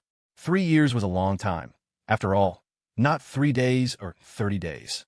All right, talk to him face to face. Get him to drop the lawsuit and tell the Yan Group to back off. He wasn't afraid of trouble itself, but one problem after another was becoming overwhelming. Resolving everything at once would be ideal. Besides, he wouldn't mind an opportunity to meet the president of the Yan Group himself. Let's leave it at that for now. We'll wait until the crowd outside disperses before we leave. What about William? Amelia asked. Benjamin Harper replied, "Don't worry about him. Richard Johnson collapsed and was taken to the Mayo Clinic. Margaret Johnson just suffered a huge blow. She needs support right now. If William comforts her, it could strengthen their relationship. It won't hurt him." Before this, Benjamin Harper never regretted any decision he made. But now, he somewhat regretted agreeing to Amelia and William's arrangement. He also regretted targeting Ethan before, and even more, he regretted the marriage alliance with the Johnson family. Ever since Richard Johnson's father died, the Johnson family had been declining day by day, surviving solely on their past glory. When Ethan joined the company, it had already lost several $5 million sums, but if he hadn't joined, the losses would have only been greater. Honestly, among the younger generation, Ethan was quite outstanding. If he had been properly cultivated from a young age and brought into the company earlier, given time, he would certainly have achieved great things. They had driven away such an obedient and sensible son. Physical blindness wasn't the problem. The terrifying part was being blind in their hearts. Benjamin Harper thought for a moment, then decided to remind Amelia, "When you see Ethan, speak to him properly. If you can't be husband and wife, you can still be friends. After all, you've known each other for so many years." Amelia responded somewhat absently. "I know." She couldn't help but recall Ethan's cold expression. Could he really still be friends with her? Amelia's pride wouldn't allow her to bow her head before Ethan. Meanwhile, in the observation lounge, William was patiently comforting Margaret Johnson. Godmother, don't overthink it. Wait until you see your godparents. Listen to his explanation first. Margaret Johnson's face was pale, and she remained silent. As emotions surged, her breathing became rapid. Slowly, she started clutching her heart, gasping for air. She desperately wanted to cry, but couldn't. Sweat trickled into her eyes, stinging them, yet no tears came. Richard Johnson had cheated on her. Richard Johnson had betrayed her. How could he break his promise? How could he deceive her for so long? How much had she sacrificed to marry him? Because of him, she gave up dancing, ending her own career. To bear his children, she became a mad woman. Her beauty faded, her figure ruined, plagued by stretch marks on her stomach like disgusting earthworms. After Richard Johnson's father died back then, the Johnson family faced a crisis. Richard Johnson nearly bankrupted the company after taking over. She was the one who stayed by his side during his most difficult times. To help him save the company, she sold all her personal assets, desperately begged her parents for money, and swallowed her pride to borrow from relatives. In the end, his company was saved, but her mother died because they couldn't afford medical treatment. How ridiculous! For a man, she lost the mother who doted on her most, and her father consequently severed ties with her. She became someone with no home to return to. At that time, Richard Johnson knelt before her, swearing he would never let her down, would love her for a lifetime, and never betray her. And now, the evidence of Richard Johnson's affair on the big screen felt like a knife twisting in her gut. Her heart ached so much she couldn't breathe, understanding in that instant what true, soul-piercing heartbreak meant. The beautiful past seemed like an illusion. She couldn't help but scrutinize Richard Johnson's presence beside her over the years. When he repeatedly claimed to be working overtime, which woman was he actually with? When he went out for social engagements, whose bed did he end up in? When she had her episodes and went mad, was he regretting marrying her even as he comforted her? When he moved out of the bedroom, wanting to sleep separately, was he disgusted by her aging face? Was he silently comparing her to other women? Dizziness overwhelmed her, nausea rose in her throat, and it felt like a rope was tightening around her neck. Suddenly, a glass of water appeared before her. Margaret Johnson stared blankly at the hand holding the glass. Her gaze slowly drifted upward. Only when she saw William's face did a sliver of awareness return from her painful memories. Godmother, drink some water. Take care of yourself first. Margaret Johnson's hand trembled as she reached out, covering the back of William's hand, using his strength to drink the water. The warm, slightly sweet liquid slid down her throat, easing the constriction around her heart. William had just seen the text message from Amelia, telling him to do his best to soothe Margaret Johnson and not worry about Richard Johnson. After all, Margaret Johnson had assets of her own. If he could make her happy, perhaps she'd give them all to him. After drinking the water, Margaret Johnson looked slightly better. William called a bellman to bring up lunch, a table full of dishes Margaret Johnson often ate. Godmother, I specially ordered your favorite dishes. Eat something, don't go hungry. Try not to think about other things. How did you know I like these? I noticed the chef making these dishes often the past couple of days at home, and you seem to eat more of them. You're very thoughtful. Under William's care, Margaret Johnson managed to eat a little and regained her composure. I want to go back. Are you staying at my place tonight? Margaret Johnson lifted her eyes, fixing him with a chilling gaze. William nodded. I'll go back with you, Godmother. I'm worried about you. And so, William took Margaret Johnson back to the Johnson family home. Upon arrival, she didn't see Richard Johnson and learned he had collapsed and been admitted to the Mayo Clinic. Normally, hearing Richard Johnson was ill would have sent her into a panic. Ever since her mother died and her father disowned her, she had kept a tight leash on Richard Johnson, especially after having children. Worried that her own children would divert her husband's affection from her, she chose to kill her daughter and frame her son. Sure enough, once the child was dead, his focus returned entirely to her. So this time, how could she make her cheating husband focus his attention back on her again? Margaret Johnson was clearly unwell. As William helped her into bed, she grabbed his hand. Will you betray me? Never. William immediately declared his loyalty. Godmother, I grew up without a mother. Since I acknowledged you as my godmother, I will treat you like my own mom. Margaret Johnson offered a cold smile, then made him a promise. Good boy. As long as you don't leave me and do as I say, I'll give you anything you want. But if you deceive me, I will make you regret it. A chill ran down William's spine, suppressing the fear rising in his heart. He said with a sincere expression, I won't. Watching Margaret Johnson close her eyes and fall asleep, William breathed a sigh of relief. He tiptoed out of the room, unable to contain the bubbling excitement within him. It felt as though he could already see mountains of gold and silver beckoning him. William went downstairs, sat on the sofa, and instructed the housemaid to prepare some peppermint oil capsules for the evening. He took out his phone. There were many missed calls. He first sent a text to Lillian Bennett to let her know he was okay, then opened Twitter. His expression froze when he saw his DMs flooded with abusive messages. Things had happened so suddenly earlier. He had hastily escorted Margaret Johnson into the observation lounge, worried about her mental state, and had stayed by her side, comforting her, giving him no time to check the latest news. Therefore, he only knew that Richard Johnson's affair had been exposed, but he was unaware that Ethan's innocence had already been proven. He also didn't know that over 1,000 people online had received legal notices. All those who had spread rumors and slandered Ethan would face severe penalties, and that, naturally, included him. William first clicked on the video trending on Twitter when he saw someone claiming to be a former housemaid of the Johnson family, saying Mrs. Johnson suffered from a mental illness and had a habit of hurting people. William didn't believe it. He had been spending the last few days with Margaret Johnson. She was gentle and gracious. Even after being hit in a car accident, she hadn't seemed angry. She even remained emotionally stable when faced with Richard Johnson's infidelity. Any other woman would have probably broken down crying or started smashing things to vent. How could someone like that possibly be a mentally ill person who maliciously harms others?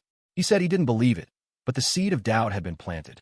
The video was too long, and William wasn't in the mood to watch it all. He closed the video and tentatively asked the housemaid, "Ma'am, how many years have you worked here?" The housemaid replied expressionlessly, 3 years now. Then do you know why Ethan was kicked out? William still believed the Johnson family had disowned Ethan, rather than Ethan leaving voluntarily. After all, in his view, the Johnsons were so wealthy. Who wouldn't like money? We don't inquire about the family's private matters. Truly tight-lipped, couldn't get a single word out of her. William wasn't ready to give up and asked again, "Then my godmother, does she really have a mental illness?" The housemaid looked at him quietly, her eyes like stagnant pools. I don't know. What William didn't know was that these employees had signed NDAs when they were hired. The pay here was high, but likewise, if they were found breaching the agreement, they would face exorbitant penalties enough to bankrupt them. They had to speak little and do much, and pretend not to hear things they weren't supposed to hear. William hadn't gotten anything out of her and felt annoyed and impatient. He scratched his head just as his phone rang. William answered. It was a call from his agent. "William, are you at the Johnson residence now?" "Yes, Aaron. Is something wrong?" "You've been exposed online. The stuff about you hiring online trolls and manipulating marketing accounts to slander Ethan. A third party has intervened. Do you know the Yine Group?" "I've heard of them." Somehow, Ethan got connected with the Yine Group. Now, Yine Group's PR department and legal team are handling Ethan's case and lawsuits. Nearly 10,000 online accounts have been banned, and cease and desist letters have been sent to 1,000 named individuals, including you. William turned pale. "What? Where did you see this?" His agent said, "On Samuel Sullivan's Twitter feed. It's trending now. You can see it if you click." "You're trending too." "Actually, don't look. Seeing it won't solve anything and will just wreck your mood." "Then what should I do?" "The manager called me. I'm rushing over for a meeting right now, specifically about your situation. For now, don't respond to anything. Since you're in the Johnson house, just play your part well. The company will handle the rest. If it really can't be handled, we'll cross that bridge when we come to it." The agent's tone was resigned. You could tell this trouble was serious. If mishandled even slightly, William could lose both fame and fortune. William was, after all, a public figure. Leading cyberbullying against an ordinary citizen was already illegal. Other trolls might just need to apologize and pay compensation, but it was different for William. This concerned his career. He could lose his endorsements and scheduled appearances. The agent had prepared for the worst, but didn't tell William, mainly because William wasn't mentally strong and tended to break down easily under pressure. The agent added in a low voice, "The best solution would be to get Ethan to withdraw the lawsuit. Pause all activities, wait for this to blow over." After saying this, the agent hung up, leaving William alone, lost in thought, his mind wandering. William stayed the night. Too many paparazzi were waiting for him outside, and he didn't know where else to go for the time being. After dinner was ready, William went to call Margaret Johnson to eat. He sat beside her, using serving chopsticks to put food on her plate, treating her like royalty. William didn't dare look at the news online, but afraid he wouldn't be able to resist clicking, he simply uninstalled Twitter and other entertainment apps. His room was arranged next to the master bedroom, right beside Margaret Johnson's. With nothing else to do, he washed up early and lay in bed, his thoughts turning back to Ethan. Why did Ethan know the Yang group? What secrets did the Johnson family hold? Why was Ethan kicked out? Why didn't Richard and Margaret Johnson like Ethan? Why was he sent to live with Grandma Miller since childhood? How could he get Ethan to withdraw the lawsuit? He was drifting off when he heard a loud crash from the next room, like something heavy falling to the floor. Startled awake, William quickly got up and went to the adjacent bedroom. "Godmother, what happened? Are you all right?" he called out worriedly. Hearing no response, he tried pushing the door. Luckily, Margaret Johnson didn't have a habit of locking her door from the inside, and it swung open easily. "Godmother, I'm coming in," William said softly, pushing the door open further. Light from the hallway spilled in, revealing a mess on the floor. The crash he'd heard was the sound of the dressing table having been knocked over. Its mirror was shattered. William stepped cautiously inside, avoiding the cosmetics scattered on the floor. A quick scan of the room didn't reveal Margaret Johnson. "Godmother, I'm turning on the light." As the light flickered on, he finally saw Margaret Johnson. She was huddled under the balcony curtains, wrapped tightly in a duvet. A pair of eyes peered out from beneath messy hair, staring menacingly at him. William's scalp prickled under her gaze, and he felt hesitant to approach. This Margaret Johnson was clearly different, completely unlike the poised, beautiful Mrs. Johnson from the daytime. Right now, she looked exactly like the madwoman the housemaid in the video had described. "Godmother." Margaret Johnson suddenly let out a piercing scream. "I saw her again. I saw my daughter, Katherine Johnson. She's back. She said she's looking for her brother." She grabbed the curtain above her head, tearing at it violently. Worried she might hurt herself, William quickly moved forward to stop her. In her crazed state, Margaret Johnson couldn't distinguish reality from hallucination. Mistaking William for Ethan, she lunged as he approached, grabbing his neck with both hands and forcing him to the ground. "Ethan, you murderer! You demon! You killed your sister! You killed Katherine Johnson! You killed my daughter! You deserve to die!" Don't underestimate Margaret Johnson just because she was a woman. In her frenzy, her strength was considerable. Caught completely off guard, William nearly suffocated as she choked him. He struggled hard before managing to push her away. "Godmother, I'm not Ethan. I'm William. William, the son you just acknowledged today. Please calm down." "William." "Yes, I'm William, not Ethan." It was only today that William learned Margaret Johnson had a daughter who died young. He had assumed it was an accident, never imagining she was actually killed by Ethan.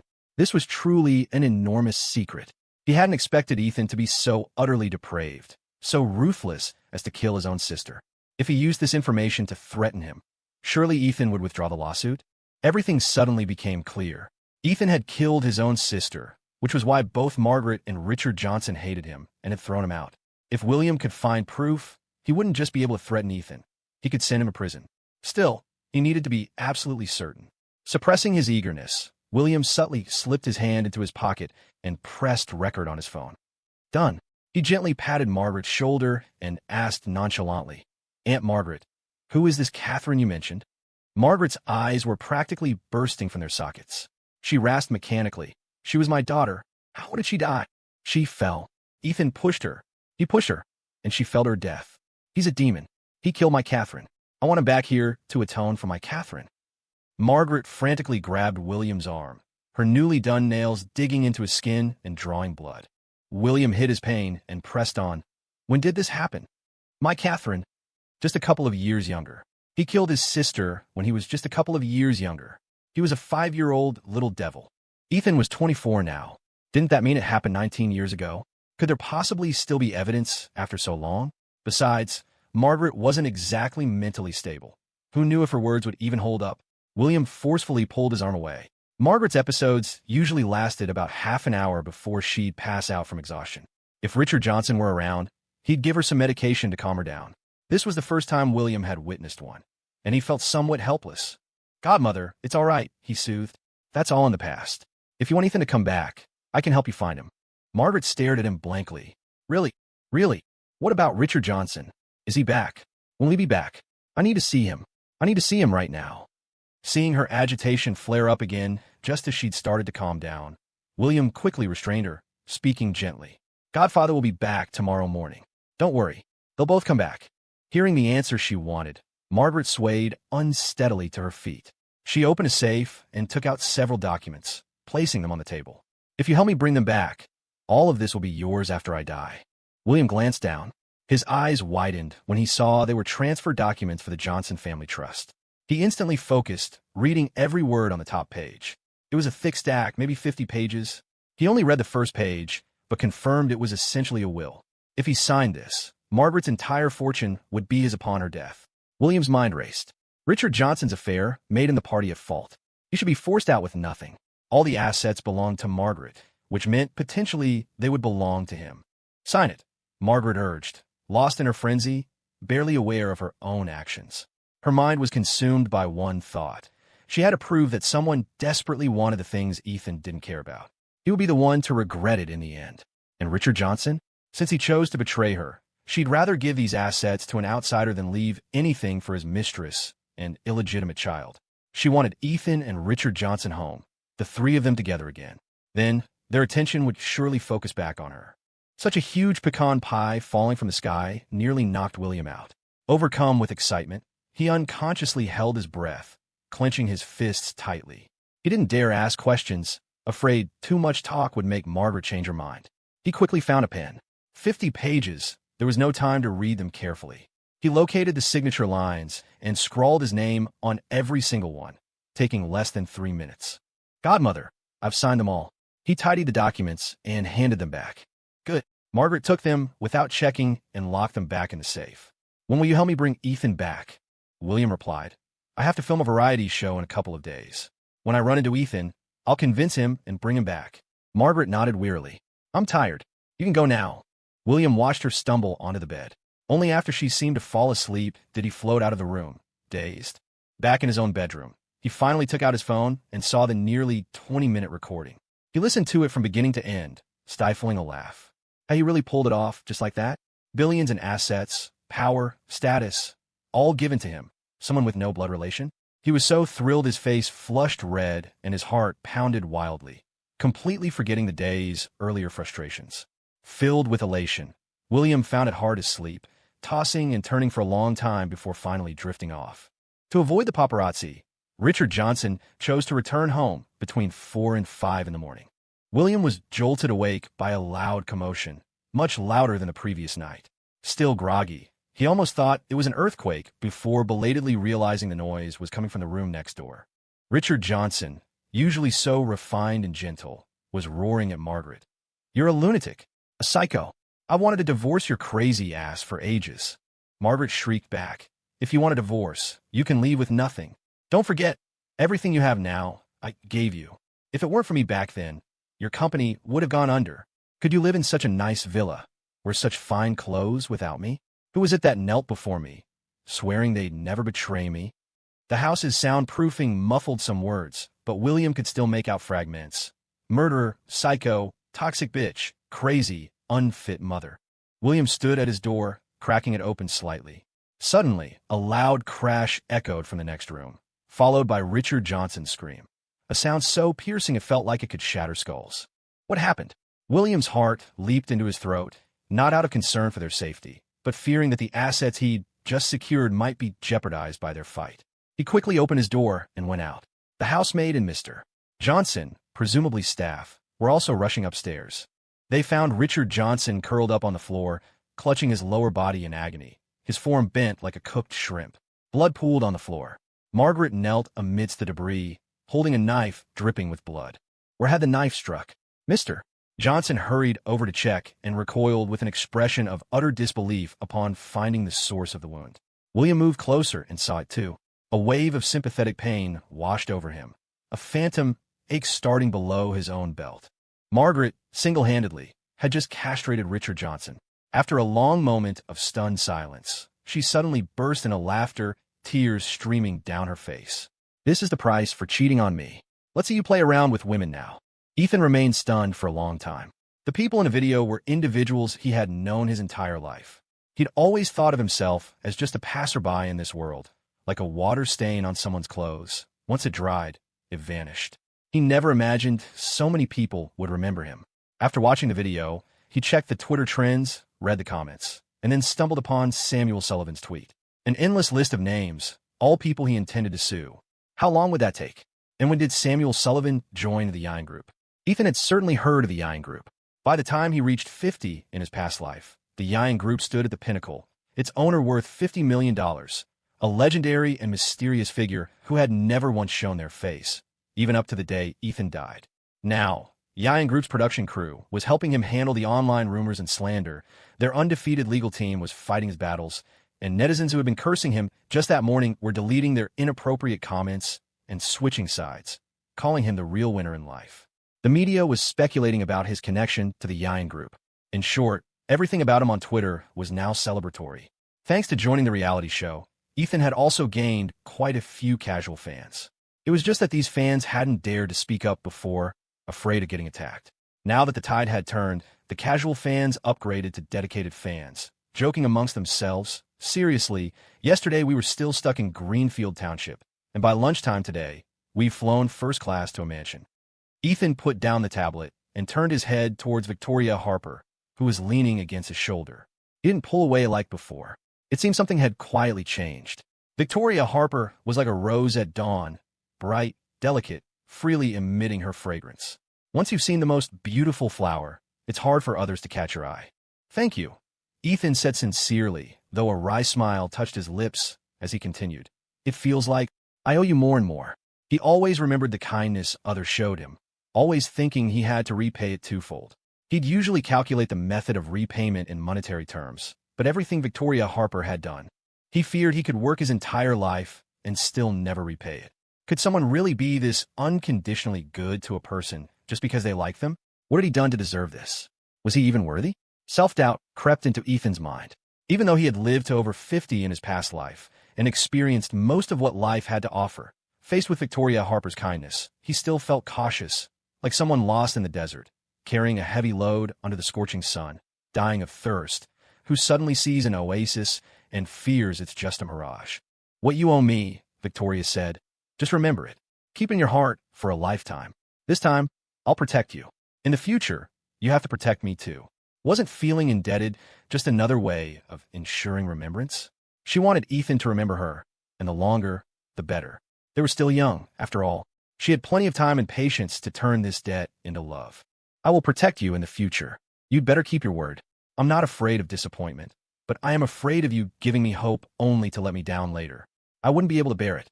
For once, Victoria wasn't smiling as she spoke. She looked up, touching his chin with her hand, her expression utterly serious. Meeting her eyes, Ethan didn't look away this time. He heard his own heart pounding like thunder, as if he were at a concert, witnessing a visual spectacle.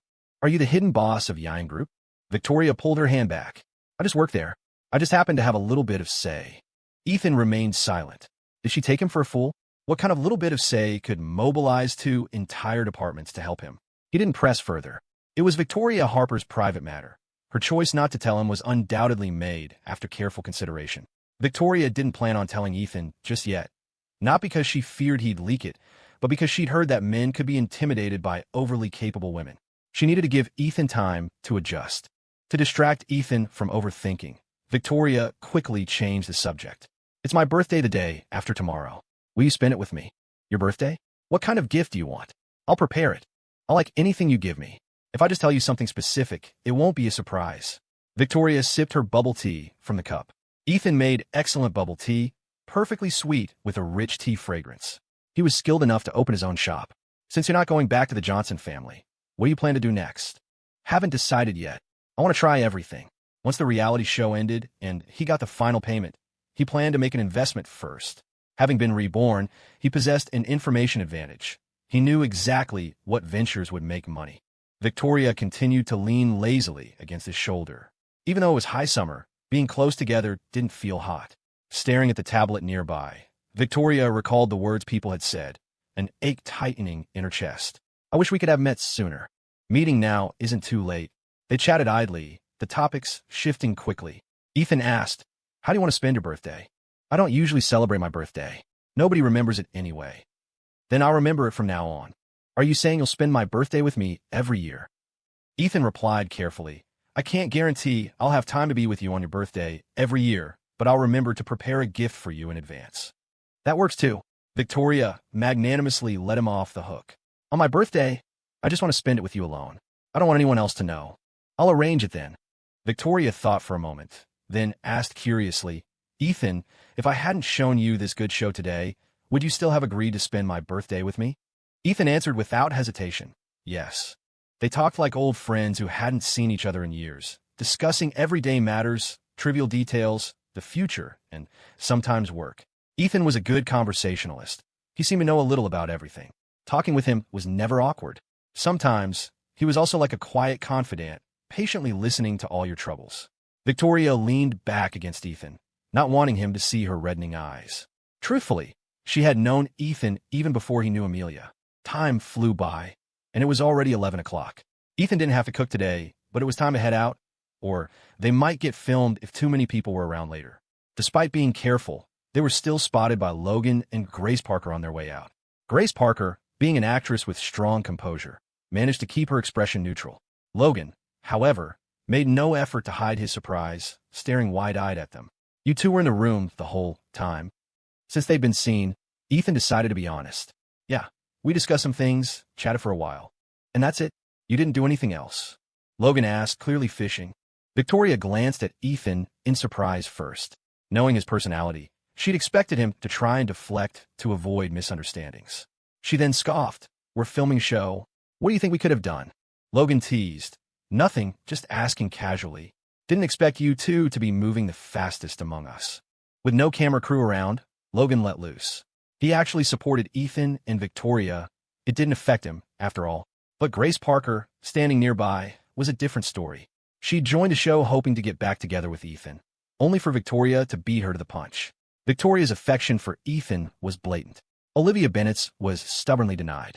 Grace had thought she had the best shot on this track, but now she felt completely derailed, drifting further and further from Ethan, her chances looking slim. For the first time, Grace couldn't keep her composure, deceiving herself. Don't be ridiculous. Like that could ever happen. Victoria, who had been standing behind Ethan, slowly stepped forward. Oh, I wouldn't be so sure about that. Thankfully, no staff were present. To avoid trouble, Ethan repeatedly warned Logan not to make careless jokes, because nobody would find them funny. Logan, intimidated by Ethan's serious expression, quickly promised, I won't say a word, don't worry. Having received 0 votes twice, Logan was growing increasingly philosophical. After all this time, he'd figured things out. He'd initially thought Ethan was the resident heartthrob, with all 3 female contestants interested in him. But Ethan clearly seemed to be just going through the motions here. Too bad Victoria had set her sights on him. The queen truly was the queen, a master at reeling men in. Ethan was just another fish in her pond, bound to be caught sooner or later. The 4 of them headed to the kitchen to see if anyone needed help. Today, it was Olivia Bennett and Christopher's turn to cook. When she first arrived, Olivia couldn't cook at all, but in the short time since, she'd learned how to make rice and stir-fry a couple of simple dishes. She and Christopher were coordinating quite well, but she couldn't stop her thoughts from drifting to Ethan. Olivia had also made ginger-infused creme brulee today. She'd watched Ethan make it yesterday, and thought it looked easy. Worried about messing it up, she'd asked the staff for help searching for a tutorial. Her first attempts were disastrous. She failed many times to get it to set. Refusing to waste food, she drank all the failed batches. Plain milk with ginger wasn't exactly delicious. Olivia drank until she was completely full. Driven by the principle of proving herself, she was determined to succeed today, no matter what. Finally, on her 13th try, it set properly. Memorizing the steps, Olivia whipped up 6 bowls in one go. She stood in the kitchen, hands on her hips, gloating, I'm truly a culinary genius. Why put my mind to it? What's so hard about a little ginger-infused creme brulee? Just as Olivia finished, Ethan and the others arrived. Olivia could always spot Ethan instantly in a crowd, even when he was walking at the back. What's cooking? Smells amazing. Logan was the first one into the kitchen. Christopher chuckled. Olivia saw Ethan make ginger-infused creme brulee yesterday and wanted to give it a try today. She's been at it all morning. Seeing Ethan, Olivia let out a cold snort. Where have you been? Why haven't I seen you all morning? Logan stood off to the side, eyes darting around, clearly enjoying the potential drama. Resting in my room. Olivia didn't press him like usual. Instead, she called Ethan over to admire her creme brulee.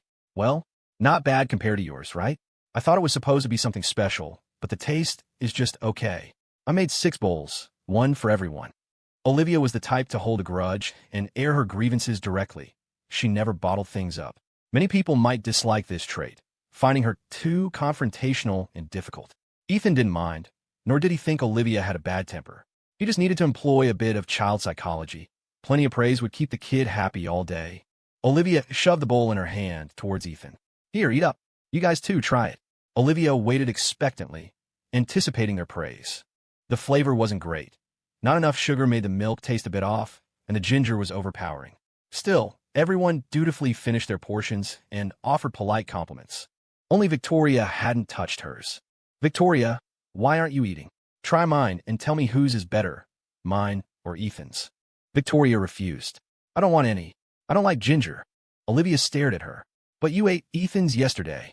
Ethan was also surprised. Victoria had never told him she disliked ginger. If he'd known, he would have made something else yesterday. That's right, Victoria said. I'll only eat what Ethan makes. As long as he made it, I love it. It will always be my number one. Her words were nothing short of a public confession. She was blatantly telling everyone that Ethan held the top spot for her. She wasn't interested in anyone else. Olivia froze, still holding the last bowl of creme brulee. She had intended to give it to Ethan, but after a quick glance around, she suddenly remembered Christopher's advice from last night. Adopt Victoria's aloof, hot and cold attitude. With a swift change of direction, she handed the remaining bowl to Christopher. Christopher, the last one's for you. I think Olivia's is delicious. It's definitely number one for me. If you like it, I can make it for you every day. Just for you. Olivia offered. No one really cared who Olivia was being nice to, except for Logan, the resident drama watcher, who couldn't help but eye them curiously. It had only been one morning. When did Olivia and Christopher start flirting? Had something happened that he didn't know about? After lunch, the heat drove everyone inside Oak Ridge Retreat to rest, enjoying the fan and eating watermelon. Only Victoria held a bowl of red date and white fungus soup made by Ethan. Later, as the sun began to set, the director announced that the second round of dates will be held the day after tomorrow. Tomorrow's task. The female guests would plan the dates, while the male guests would complete tasks to earn points, which could be exchanged for cash to spend on the dates. Dates inevitably cost money these days, so to avoid messing up and to make a good impression, the men would have to go all out earning points. Ethan froze, instinctively looking towards Victoria. The day after tomorrow. Wasn't that Victoria's birthday? Why did it have to be scheduled for that day? He had promised her he'd celebrate with her. Victoria looked back at him.